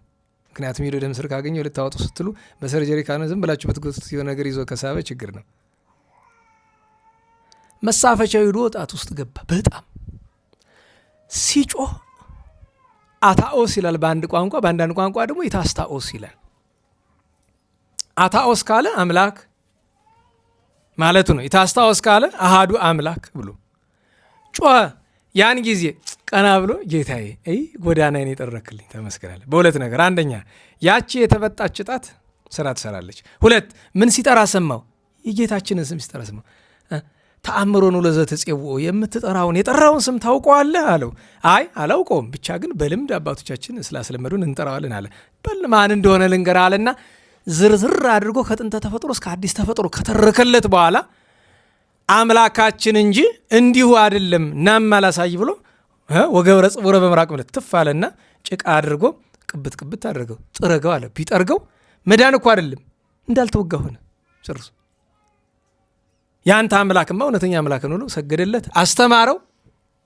ናበል ምን እኔን ብቻ ብዙ ቤተሰብ ነው ያለው ና አስተምር። ምክንያቱም የቀድሞ ሰው እንዳሁን ዘመን አይደለም። አሁን አኗኗራችን ምንድን ነው? በቃ ቤተሰብ ከተባለ አንድ አባት፣ አንድ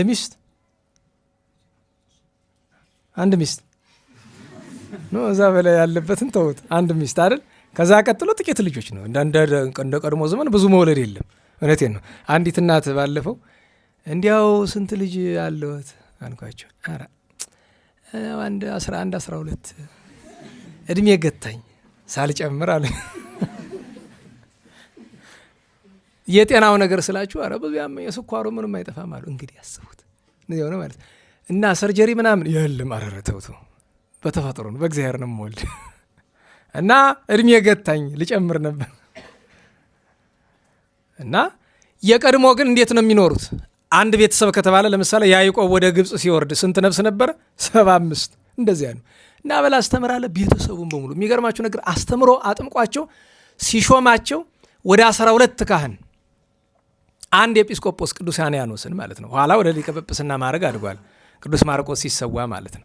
እንደዚህ አድርጎ እያስተማረ ከዛ ክርስትና ሲሰፋ በኋላ ቅዱስ ሰርጊስ የተሰራችባት ቤተ ክርስቲያን እንግዲህ ሰርጊስ ቤተ ክርስቲያን የተሰራ ቅዱስ ማርቆስ ካረፈ ከ300 ዓመት በኋላ ነው። ግን ቦታዋ ዛሬ የምትታወቅ በሰርጊስ ቤተ ክርስቲያን ነው። እና እዚያ ስፍራ ላይ ክርስትና ሲበዛ አንያኖስ እንዳይጣሉት የሀገር ትውልድ ነው ችግር ነው። ታውቁት የለ አሁን ለምሳሌ በዚህ ዘመን እገሌን ብንጣላ ውስጥ ተብሎ መጀመሪያ የሚፈረመ ነው። ኧረ ዘመድ አለው ዘር አለው ይባላል። ማንን መጣላት ፈለጉ? ዋናውን ቅዱስ ማርቆስ ነው። ወጥቶ የት ሄደ? ወደ 5ቱ አህጉር አፍራቂያ፣ ዛሬ አፍሪቃ የሚለው ስም ዛሬ ሊመጣ አፍራቂያ አንድ ስፍራ እኮ ናት። 5 አህጉር ናቸው፣ 5 አውራጃዎች ወይ ግዛቶች ናቸው። እዚያ ሄደ፣ በርቃ ይገባል፣ ያስተምራል። 5ቱ አህጉር ይሄዳል። የተወሰነ ጊዜ የኢትዮጵያ ጫፍን መጥቶ አስተምሯል። በዚህ በሱዳን ዛሬ በሚባለው ጥንት ኑቢያ በሚባለው ስፍራም አልፎ እስከ ኢትዮጵያ ድረስ ወንጌልን ያስተምር ነበረ። እንዲህ ያደረገ ሲገባ ሲወጣ ሲያስተምር ሃይማኖት በምር ሲረዳለት ክርስቶስ እንደታመነለት ቅዱስ አንያኖስ እንደተተካለት ሲያውቅ ቀኑ ሲደርስ ሲገባ ይዘውት የማያውቁት ያዙት፣ አሰቃዩት። በነገራችሁ ላይ የሚገርመኝ ነገር የብዙ ቅዱሳን ሐዋርያት ስቃቸው የተለያየ ነው። የቅዱስ ማርቆስ 2 ነው ስቃዩ። አንደኛ ይገርፉታል። ገርፎ ሲደክማቸው ምን ያደርጉታል? ይጎትቱታል። ንስህቦ ከመዳቤላ ልክ አንድ የፍየል ሙክት በጣም ሲያስቸግራቸው እግሩ ይታሰርና መሬት ላይ ተጥሎ ይጎተታል። ሲበሳጭ ግን የፍየል ሙክትን መጎተት ነውር ነው። እንስሳን እንደዚያ እያደረጉ መጎተት ነውር ነው። እንኳን ሰውን ከሰውም በላይ ሐዋርያ ከሐዋርያትም ለወንጌል የተመረጠ ቅዱስ ማርቆስን ማለት ነው። ራሳቸው ናቸው ቃል በቃል ንስህቦ ከመአጸደ ላይ ምንድነው ከመዳቤላ ውስጥ አጸደ ላይም እንደ ፍየል ሙክት እንስበዋለን እያሉ ሲያደርጉት ኖረ። ለስንት ቀን ቢሉ 13 ቀን ጎተውት በ14ኛው ቀን ሲያሰቃዩት አድረው ሚያዝያ 30 ቀን ነፍሱ ከስጋው ተለየች። እንዲያ ከመሆኑ በፊት ግን አካሉ በመጎተት አልቋል፣ በግርፋት አልቋል። ጌታችን መድኃኒታችን ኢየሱስ ክርስቶስ ተገለጠለትና ከሁሉ ሐዋርያት ጋር ክብርህ እኩል ሆናል፣ ከነሱ ማድረግ ደርሳል፣ ደስ ይበልህ አለው። ስምህን ለሚጠራ መታሰቢያን ለሚያደርግ ዝክርህን ለሚዘክር እንድምርልህ ቃል ኪዳን ሰጥቻለሁ፣ ደስ ይበልህ ብሎ አለው። ያን ሰምቶ በጌታችን ቃል ቅድስት ነፍሱ ከቅዱስ ሥጋው ተለየች። ጌታችን መላእክት ወደ ሰማይ አሳረጉት። ክብር የክብር ጸጋ በጸጋ ላይ ጸጋን አገኘና ይህ የተደረገ በዚህች ዕለት በ68 ዓመተ ምህረት ይላል።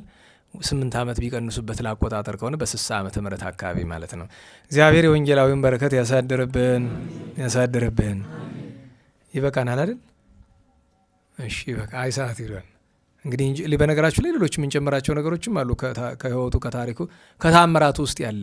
ግን የሳምንቱን ቅዱሳን ስማቸውን ላስታውሳችሁና ትምህርታችን እናጠቃል። ዛሬ 30 ከሆነ በ23 ነው ተገናኝተን የነበረ። በ24 ሰማዕቱ ቅዱስ ጻና፣ አባ ሱንትዩ፣ አባ ይድራ፣ ቅድስት ደብረ ሲና። በ25 እናታችን ቅድስት ሳራ ከሁለት ልጆቿ ጋር ሰማዕትነት የተቀበለችው። አባታችን ባህታዊ አባ በብኑዳ፣ አቡነ ገብረ ማርያም ጻድቁ የገዳመ ልሆኙ ዓመታዊ በዓላቸው ነበር። እነ ቅዱስ ቴዎድሮስ ሰማዕታተ ፋርስ ነበሩ። በ26 ሰማዕቱ ቅዱስ ሱስንዮስ፣ ቅዱስ ዮሐንስ ወልደ ጸራቢ ሀገረ ባቢሎን የሀገረ ነነዌ። በ27 ደገኛ ተወዳጅ ሰማዕት ቅዱስ ፊቅጦር፣ አባ ኖባ፣ ሶሲማ፣ እስጢፋና፣ ማረታ፣ ዓመተ እግዚእ ክርስቶስ ክብራ። እነዚህ ሁሉ ቅዱሳት አንስት ዓመታዊ በዓላቸው ነበር። በ28 ቅዱስ ሜሌዎስ የደብረ ኮራ ሰዓቱ፣ እንደዚሁም ቅዱስ ብስጣውሮስ የሀገረ መቅሱር እና ባሲሊኮስ ሰማዕቱ ዓመታዊ በዓላቸው ነበረ። ትናንት በ29 ቅዱስ አርስጦስ ሐዋርያ ከ72ቱ አርድእት የቅዱስ ጳውሎስ ረድ የነበረ በቅዱስ ጳውሎስ መልእክት ስሙ የተጠቀሰ ትናንት ቅዳሴ ቅዱሳችሁ መልእክት ላይ አለ ስሙ። ከዚያ ትናንት ሌላኛው በኢየሩሳሌም የተሾመ ጻድቅ የዋህና ንጹሕ ብሎ መጽሐፍ የሚገልጸው የኢየሩሳሌም ኤጲስቆጶስ ቅዱስ አካክዮስ፣ ከሰማዕታት ወገን አባ ገምሶ። ዛሬ ከቅዱስ ማርቆስ ጋር እናታችን ቅድስት ማርያም አለች። ነገ እግዝእትነ ማርያም ድንግል ወላዲተ አምላክ እመቤታችን ዓመታዊ ልደት በዓሏ ነው። ከ33ቱ በዓላት ሁሉ ማንን ተወጅ ብትባል መርጣ ለወዳጇ ለአንድ ቅዱስ ባህታዊ ነገረችው። ልደቴን ወዳለሁ ከሁሉ ብላለችና ከ33ቱ በዓላት ሁሉ ደገኛው በዓል ልደቷ ነው። የበዓል መነሻ ስለሆነ ለሁሉም ከነገ ጀምሪያው ለ7 ቀን ከውጭ ነው የሚሆነው። እንግዲህ ጸሎትም ትምህርትም ይኖራል። ትምህርት እንግዲያው ትምህርቱን እናንተ ናችሁ የምትመድቡት ባለቤቶቹ። ነገን እኔ ጀምራለሁኝ። ከዚያ በኋላ እንግዲህ ወጣ ገባ እያልን አንድ ቀን አንዳችን እያላችሁ እየመደባችሁ አስተማሪ ስታቱ ደግሞ እያስታወሳችሁኝ እንቀጥላለን። በየቀኑ ከማደነቆራችሁም ሳይሻል አይቀርም። ምንድን ነው የሚባል ደህና ዋላችሁ? እንትን አንደዛ ጉባኤ ቤት በዛ ማዶ ያለ ፌስቡክ ላይ ሊሰድበኝ ሲፈልግ ምክንያት አቶ ኑሯል ለካ። እና ይሄ በፌስቡክ በዚህ በቲክቶክ አንድ ሰሞን እመቤታችን ቅዱሳንን የሚያቃሉ ነበሩ አይደለም የሆነ ዛ ጊዜ መልስ ሰጠን እና በሁለት ጎራ ስድድብ ነበረ እና ያችን እድል አገኘ። መሳደብ ፈልጓል። መጀመሪያ ግን አመሰግን እንዲህ አድርጎ ለገዳም ይረዳል የምናምን ይላል ጽሁፏ። እሷ ግን የስድብ ማንሻናት እናውቃታለን። ለምን ሚዛናዊ ለመምሰል ነው። እዛ ለመሳደብ የተጠቀመው ስንት ነውር እያለብን ያንን ሁሉ ትቶ እኔ የገረመኝ ነው የምነግራችሁ። መድረክ የሚመራ ራሱ፣ የሚሰብክ ራሱ፣ ጸሎት የሚያደርስ ራሱ፣ ምናምን የሚል ራሱ ምን አለ ቄስ እያለ እንኳ አቡነ በሉ አይላቸውም ራሱ። እና እንዲያው በሞቴ እዛው ጉባኤ ቤቱ ሂጄ የንታ ቃለ ሕይወት ባሉበት ይሄን ያልቅሰው እንዲያው ጥሩ አይደለም። ይሄውን አልስጥህ ከፈለክ ና ውሰደው። ያንድ ያለበትን ጉባኤ ትችለት ይኸው መችዶ ያውቃል። እና አንዳንድ ጊዜ ግራ ይገባኛል። እና ሰው እና ኧረ እነዚህ ሁላችሁ ሁለቱ ሳምንት ቅሬታ አቀረቡ። መድረክ እየመራን ተመርቀን አናውቅም እና እንድትመርቋቸው እንዴት አስቡት። የድካማቸው ብዛት መጥተው በስመ አብ ይላሉ። እስቲ የመጀመሪያውን መዝሙር እንዘምር ይላሉ። ከዛ ወደ መምህራችን እንሂድ ይላሉ። ስንት አረፍተ ነገር ናት ይኸውላችሁ። ችግር የለም ለአንዲት አረፍተ ነገርም ቃለ ሕይወት ያሰማልን ይባላል። እና ምርቃቱን ነው። ሌላ ነገር ቢሾን የነበርክ ማንበረከካቸው፣ ግን ምርቃት መሻት ጥሩ ነገር ነው። እና ምርቃቱ ግን ድሮ እኮ ነበራል። ምርቃቱ የጋራ ነው ስል ነበር።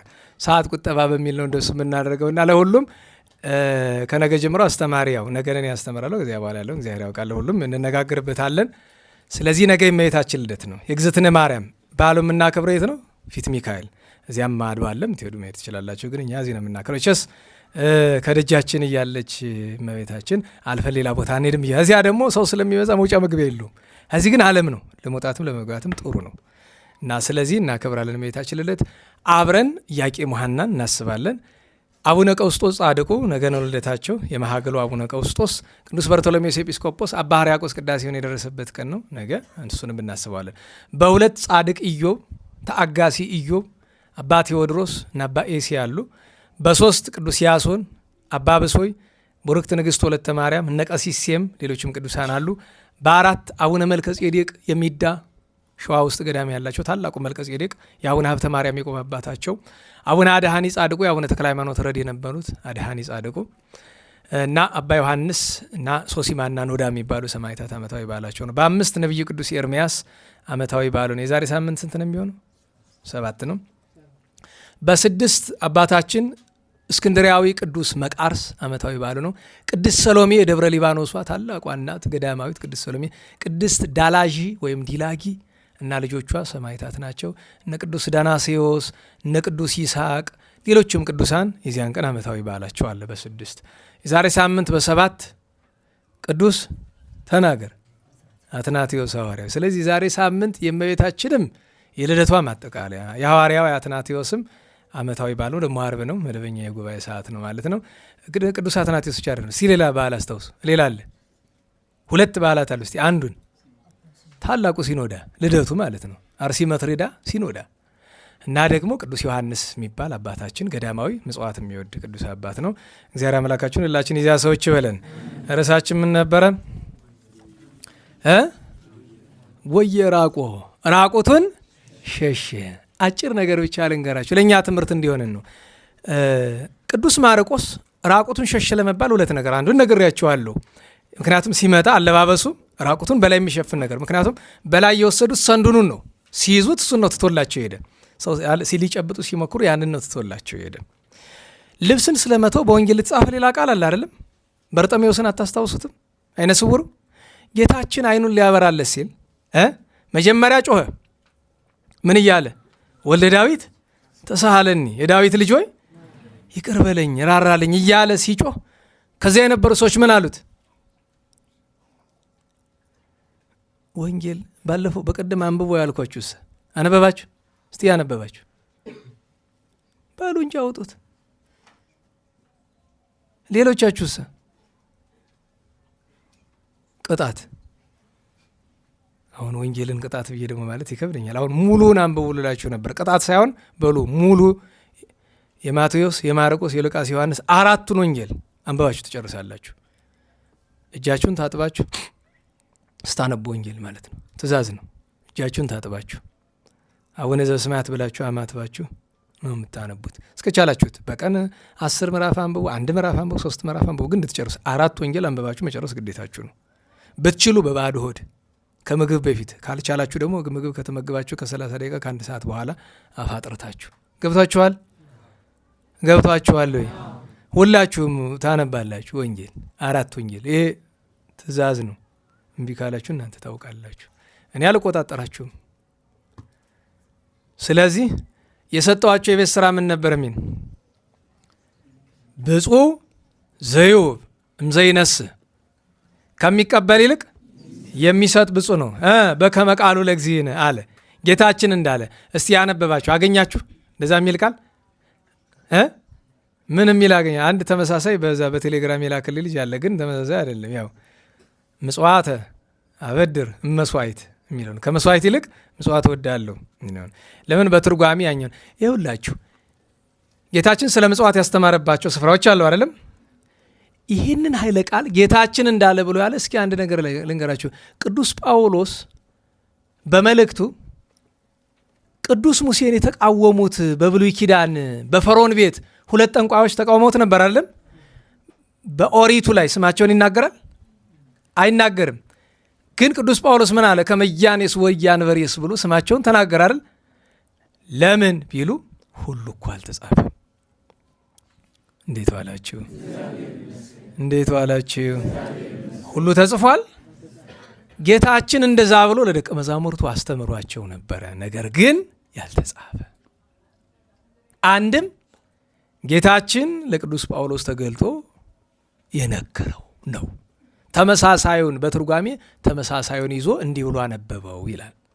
ግን ጌታችን ተናግሮ አስተምሮ ያልጻፈ ስለሆነ አንብቦ ያልኳችሁ ለምንድን ነው? ሁሉ ነገር ምክንያቱም አንድን ፕሮቴስታንት መከራከር አያስፈልግም እንጂ ጌታ እንዳለ ያለውን ያን ጥቅስ ታመጣና እስቲ ጌታ ያለበትን ቦታ ፈልገህ አሳይ። ያችሁ ሁሉ ነገር ተጽፎ አይገኝም እኮ። ያልተጻፈ ብዙ ነገር አለ።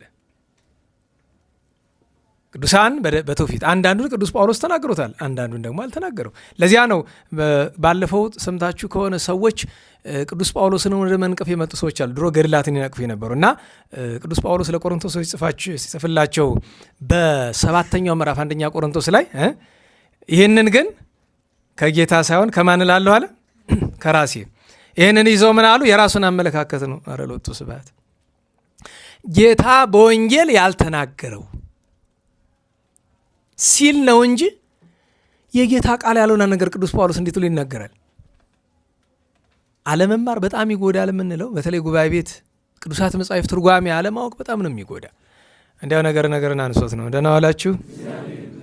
እና ወልደ ዳዊት ተሳሃለኒ የዳዊት ልጅ ብሎ ሲለው እዚያ አካባቢ የነበሩት ምን አሉት?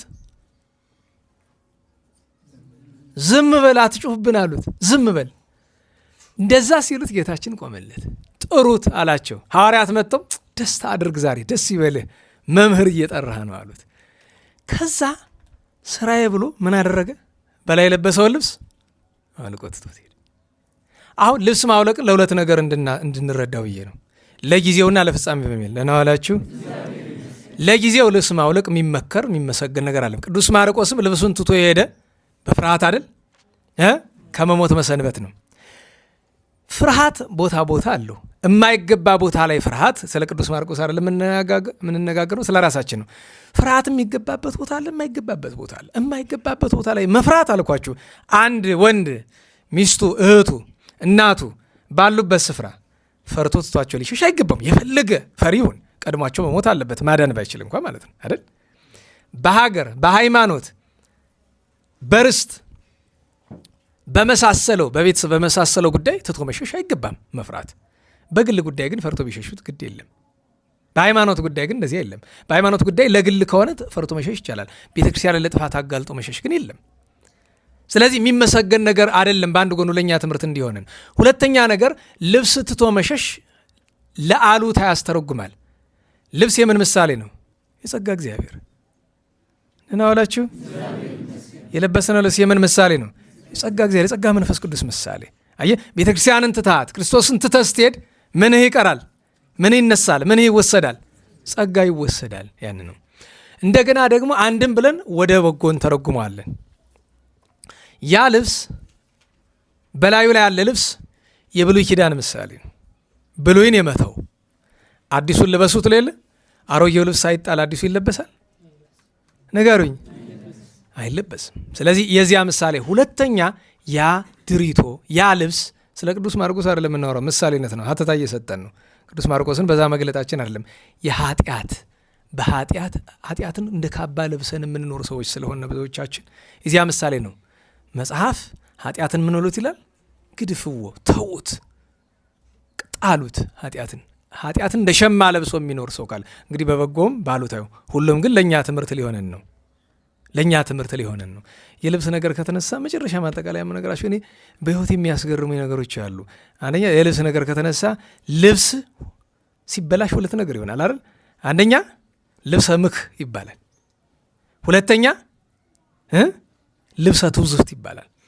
ልብሰ ምክ ለወንዶች፣ ልብሰ ትውዝፍት ለሴቶች ነው። ትውዝፍት ምን ማለት ነው? ያመንዘራ ጌጥ ማለት ነው አይደል? ልብሳችሁ ሰው እንዲያያችሁ ብላችሁ ከለበሳችሁ የለበሳችሁት ልብስ የአመንዘራ ልብስ ይባላል። ለመታየት ብላችሁ አካል የሚያጋልጥ ጌጥ የበዛበት ልብሳት። ወንዶች እንደገና ደግሞ በጣም መርጣችሁ ጥሩ ስለብሱ ልብሰ ምክ ይባላል። ለመመካት እኔ እንዲህ ነኝ። ይሄ ችግር ዛሬ መጥቶ ብዙ ቦታ ገብቶብናል። ቤተክርስቲያን ውስጥ ሁሉ ገብቶ ስመ ምክ አለ አይደል? ሰው ሙያ የሌለው ስመ ራሱ ላይ ሲለጥ መጋቢ ምናምን ሊቀ ምናምን ብሎ የማይውልበትን ሙያ እሱ ምን ይባላል? በሌለው ነገር ለመመካት ሰው ሲሞክር አስቡትን። በነገራችሁ ላይ ልብስ ያስመካል። እንዴት ዋላችሁ? አይገባም እንጂ በእውቀት ቢመኩ ገንዘብ ነው የያዙት ነው ንብረት ምና እንዲያው አይገባም እንጂ ሰው እንዴት በልብስ ይመካል? ላይ በተጣለ ነገር ተገፎ በሚጣል ነገር። ልክ እንደዛ ሁሉ በስም እንዴት ሰው ይመካል? ያውም ባልዋለበት ስም። በየስፍራው የስም ነገር የምታውቁት ነው አይደለም? ወንበር መንበረ ምክ የሚባል ደግሞ አለ አይደል? መንበረ ምክ በየስፍራው አስቃውን። ለምሳሌ ጎንደር ውስጥ አንድ ደብር ደግሞ ብጠራ ደግሞ ሰሞኑን መሰደቢያ ይሆነኛል ብዬ ነው እንጂ ጎንደር ውስጥ እኛ ቤተክርስቲያን ያለው ወንበር አለ አይደለም? ያ ሰውዬ አመቱ ያስገባው አንድ ወንበር 70 ሺህ ብር፣ አንድ ወንበር 70 ሺህ ብር፣ ለሁለት ወንበር 140 ሺህ ብር ማለት ነው። አላይ ውስጥ ታዩት ጌጡ የበዛ ነገር ማለት ነው። ምንድን ነው ፋይዳው? ወንበር ምንድን ነው ዓላማው? መጀመሪያ ስርዓተ ቤተክርስቲያን ከፈለጋችሁ ቤተክርስቲያን ውስጥ ወንበር አይገባም። ቤተክርስቲያን ውስጥ ወንበር የሚገባ ለድውያን ነው። ቤተክርስቲያን ውስጥ ወንበር አስገቡ የሚል በተለይ ቤተ መቅደስ ውስጥ ወንበር ይገባል? በቅዳሴ ጊዜ መቀመጥ ይቻላል? ንገሩኝ እንጂ። አረ እንደው በአጠቃላይ ቤተ መቅደስ ውስጥ መቀመጥ ይቻላል? አይቻልም። በነገራችሁ ላይ አንድ ካህን ድውይ ከሆነና መቆም ማይችል ከሆነ ቤተ መቅደስ ውስጥ እኮ መቆረብ አይችልም። ቅድስት ላይ የሚያስቀድስበት ምክንያት ድውይ ከሆነና ቤተ መቅደስ ውስጥ ገብቶ መቆም ማይችል ከሆነ ቅድስት ላይ ነው የሚሆነው። አለ እኮ እንደዚህ የሚል ስርዓት አለን በቤተክርስቲያናችን እንድታውቁት። ከዚያ አልፎ ደግሞ በዚህ ስገረም አንድ ማህሌት ላይ የተቀረጸ ነውና ወንበሩ አለቃው የሚቀመጥበት ወጣት ነው አለቃው፣ ከገባችሁ ፍንጩ ይገባችኋል። ከኋላ የሚቀመጥበት የግሩማን መላእክት ስላሉ መላእክት የእሱ ምኖቹ ናቸው? መቀመጫዎቹ ማለት መደገፊያ። ይሄ ምን ይባላል? መንበረ ምክ። እኔ በነገራችሁ ላይ አለቃው ዱካ ላይ ቢቀመጥ ምን ችግር አለው? ንገሩኝ። ገመድ ወንበር ላይ ቢቀመጥ ምን ችግር አለው? ባለፈው ትራስ ይዛችሁ አመጣችሁ እዚህ ያስቀመጣችሁ ልታስተምሩ ለሰው ያልሆነ ነገር ስላሰባችሁልን እናመሰግናለን።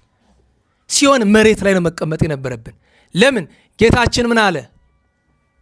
ወልደ እጓለ እመሕያውሰ ይመጻ ከመ ይትለአክዎ ዳይሙ ከመ ይትለአክ። የሰው ልጅ ክርስቶስ ሊያገለግል እንጂ እንዲያገለግሉት አልመጣም። ከእናንተ ታላቅ ሊሆን የሚወድ ምን ይሁን? ታናሽ ይሁን። አንድ ሰው ከፍ ካለ ቦታ ሹመት ሲሰጠው መምረጥ ያለበት ዝቅ ያለ ወንበር ነው።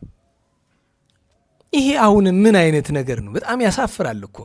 እና አለባበስ ምንድቀመጠው እንዲህ ሰው የሚቀመጥበትን ወንበር እንዴት ጌጥ ይሰራለታል? ምን ሊያደርግለት? እንኳን የመነኮሰ ሰው እንኳን ቤተክርስቲያን የሚያስተዳድር እናንተ ጌጥ ያለው ወንበር ቤት ምን ያደርግላችኋል? ዲዛይኑ ምንድን ነው ሙያው? ደህና ዋላችሁ። ዲዛይኑ ምንድን ነው ሙያው? እንኳን ሌላ አሁን ከሆነ እኔ መነገራችሁ ላይ ልብስ ተሰርቶ የሚመጣ ይሄ ነጭ ልብስ እዚህ ላይ ያ ሁሉ ግስ ዝክንትል ምንድን ነው እዚህ ላይ ያለ? እንዴት ነው? ምንድን ነው ዓላማው? በነገራችሁ ላይ ልብሱ እኛ ነጭ ነው ልበሱ የተባለ ጌጠኛ ልብስ ነው የተባልነ። ነጭነቱ ቀርቶ ለምንድን ነው ላይ ዝክንትል የሚደረግበት? ኋላማ ስመለከተው ሁላችን ምን ልብሱ አለው? እኔ ሰው ነው አሰርቶ አመቶ የጣለ። የእውነቴን ነው። እኔ አይን ያይን እዛ አላሰራም አላበድኩም። እኔ ምን ያደርጋል? ምንድን ነው ዓላማው? በነገራችሁ ላይ የልብሱን ዋጋ የሚያስወድደው ምንድን ነው? አው ዲዛይኑ ባይሆን ይሄ እንጀራችሁ የሆነ ሰዎች ዚያሪው ናቸው አውቃለሁ። አንዳንድ ሰዎች አላችሁ እንግዲህ እውነቴን ነው። ምንድን ነው ዓላማችን? ይህንን ይይዝና የወሉት አባቶቻችን ምን ይላል ሰው? እሱ እኮ የሚያስተምር የመነኮሳት ትምህርት የባህታውያን፣ እስቲ ያሳየኝ ይሄ የመነኮሳት ትምህርት ነው የሚል ከየት? ወንጌል ለማን የተሰራች? ለመነኮሳት ብቻ ነው? የሁላችን የጋራ ሕግ ናት እኮ። የሕፃን ንውደድ፣ በስርዓት እንልበስ። በቃ እንዲህ የልብስ ነገር ከተነሳ ደግሞ በጣም ያዘምኩበት ሰሞኑን ከአውሮፓ ልብስ ተልኳል ለዚህ ለቸገራቸው ማለት ነው። የተላከው ልብስ በጣም ከመብዛቱ የተነሳ ጉምሩክ ለቀም። ይህማ የንግድ ነው። ለምን ሲባል የተላከበት መንገድ ጥሩ አልነበረም። በግለሰብ ነው የተላከ። ምክንያቱም በማህበር በኩል ወይ በሆነ መንገድ ነው። ለምን ለነዳያን የተላከው። የሚገርማችሁ ነገር ለልብሱ ቀረጥ የተጠየቀ ነው 335 ሺህ ብር ነው። ልብሱ ስንት ሊያወጣ ነው? ያላየሁትም እስካሁን ልብሱ ስንት ነው? እና እነዛ ሰዎች እኔ እውነቴን ነው እነሱ በቅንነት አስበውት ይሆናል። አውሮፓ ያሉ ወገኖቻችን እኔ ያደረጉ በቅንነት ግን ለወደፊቱ ልምከር እዚህ እየተቀረጸ ስለሆነ ይህን የምታዩ ሰዎች እባካችሁ። ምክንያቱም ከውጭ ሀገር መላክ ያለበት ይሄ አለ አይደለ? ሳምንትም 2 ሳምንትም ወርም ለብሶ የሚያስቀምጡት ልብስ አለ አይደለም? እሱ ከሚጣል እሱ ለነዳያን ይሆናል። አዲስ ልብስ ለምን ከዛ ይገዛሉ? ከዚህ ለልጆች ልከው የማያስገዙ መላኪያው ራሱ ከ100 ምናምን ሺህ ብር ሳይሆን ይቀራል። ማለት እኮ ነው። አንዲቱ ነገር ለአንድ ሻንጣ ወደ 100 ዩሮ ነው የከፈለችው። ሌላኛው ለአንድ ሻንጣ ማለት ነው። እሱን ለ10 ምናምን ሻንጣ አስሉት እና ለወደፊቱ አታድርጉት። አሁን አይ ይህን የሚያክል ነገር የማይቀርም ብለው እንደገና አሁንም ትናንት ነው ዛሬ 300 ምናምን ሺህ ብር ቀረጥ ተከፍሏል። ሊከፈል ነው ተከፍሏል ነው አሉ። አስቡት የስንት ድሃ ጉሮሮ። ለአንድ ገዳም ትንሽ ሳንቲም ብንጨምርበት መቋቋሚያ ነገር የሚሆን ገንዘብ ነው። አዝናለሁ በጣም እና አንዳንድ ጊዜ ፈሊጥ ያስፈልጋል። ደግነት ፈሊጥም ያስፈልገዋል። እነዚህ ሰዎች ፈሊጥ ያስፈልጋል። እንዴት ብሎ በነገራቸው ላይ በግለሰብ ስም በካርጎ በጉምሩክ እንዴት ብሎ 12 ሻንጣ ልብስ እንዴት ብሎ ማለፍ ይችላል? የማይሞክር ነገር እኮ አንድ ሻንጣ ይዘን ለማለፍ እኮ ችግር ነው። እና እንደዚህ ሆኖ የውላችሁ ተጎድተናል ሰሞኑን። እኔ ከኔ ኪስ አልወጣም። እውነቴን ነው። ግን ያ ገንዘብ የማን ነው? ለእኔ የእግዚአብሔር ነው። ደህና ዋላችሁ። ይሄ 300 ምናምን ሺህ ብር ለቀረጥ የተከፈለው ገንዘብ ለመላኪያ ከተከፈለው ጋር 400 ምናምን ሺህ ብር አስሉትና እኔ አንድ እውነት ልንገራችሁ። እኔ መንግስትን በማልወቅስበት አልወቅስም።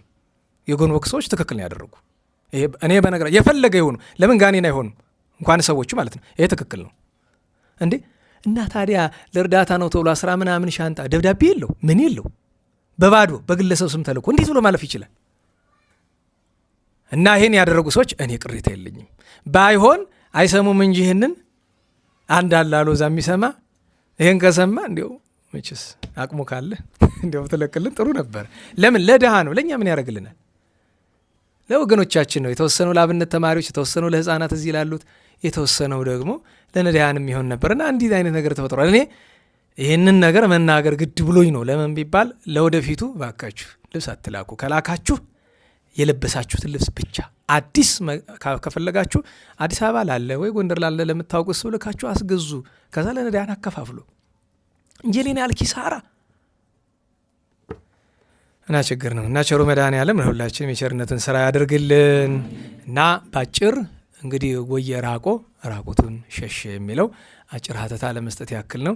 የቸሩ መድኃኔዓለም ቸርነቱ የእመቤታችን ጣዕመ ፍቅሯ የቅዱሳን በረከት ይደርብን። ለምስጋና እንነሳ።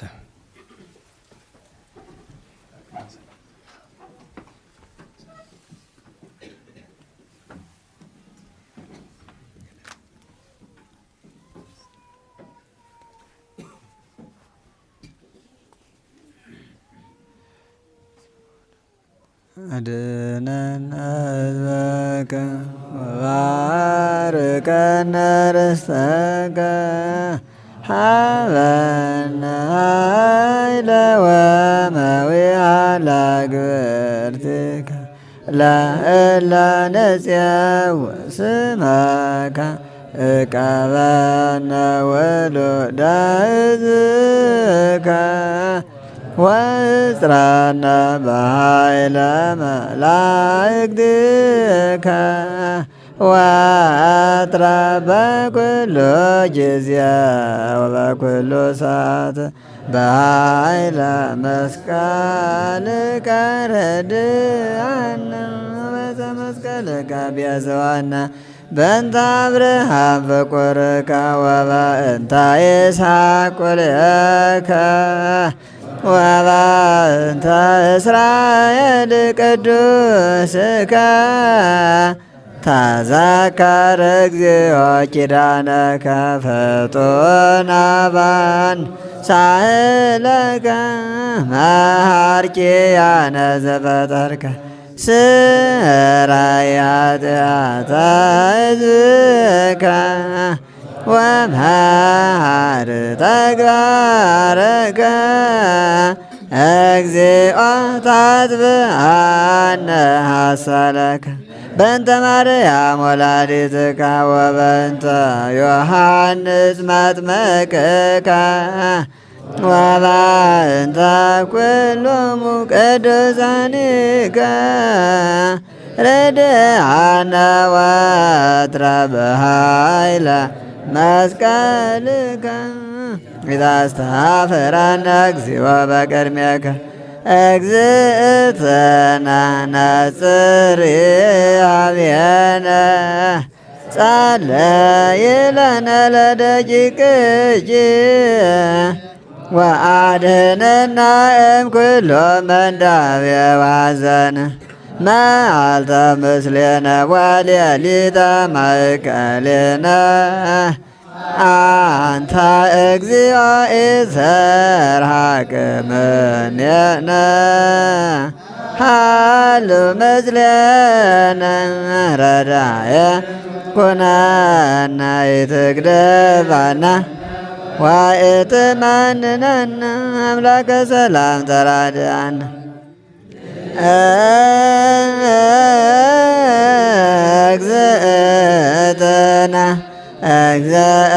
እግዝእትነ ነጽሪ ኀቤነ ሰላመ ወልድጅ ያሉ ምስሌነ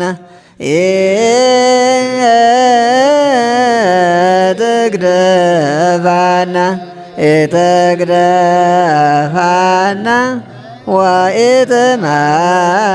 ወኢትመንነን አምላከ ሰላም ተራድአነ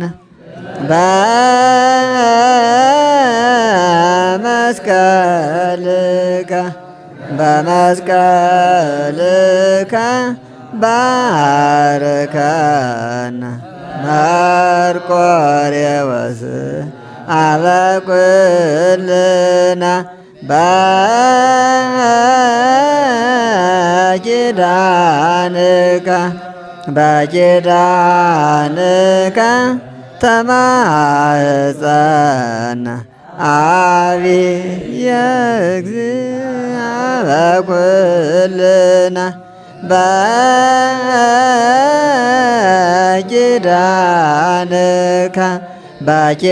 በኪዳንከ ተማህፀነ ዕፀ መስቀል አንገሰኩልና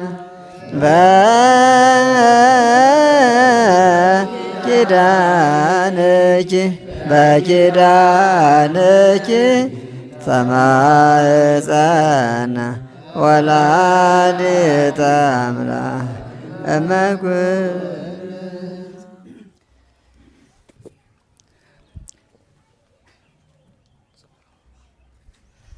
ለቅዱሳን አባቶቻችን የተለመነ አምላክ ለእኛ የሚለመንን የሰማነውን በልቦ ያሳደረብን ቅዱሳን ረድኤት በረከት ያሳትፈን፣ ጉባኤውን ያስፋልን፣ ለሕዝበ ክርስቲያን ሳይልና ምሕረት ያወርድልን። አቡነ ዘበሰማያት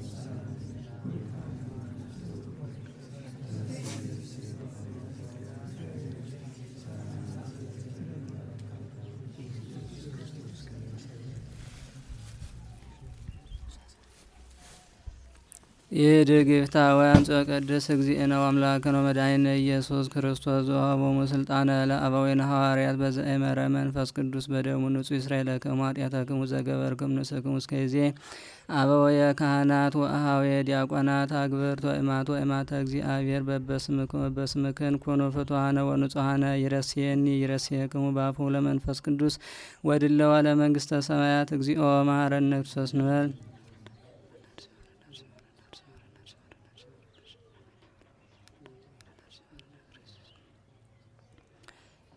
በዛ አለፈ ስርየት ወለዘ ይመጽእ ዕቅበት ከማሁ በእንተ እግዝእትነ ማርያም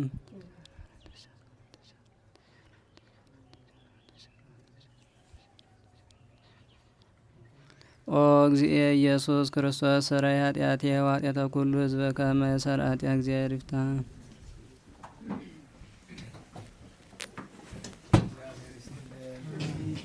ቃለ ሕይወት ቃለ በረከት ያሰማልን። ተስፋውን መንግስቱን ርስቱን ያውርስልን።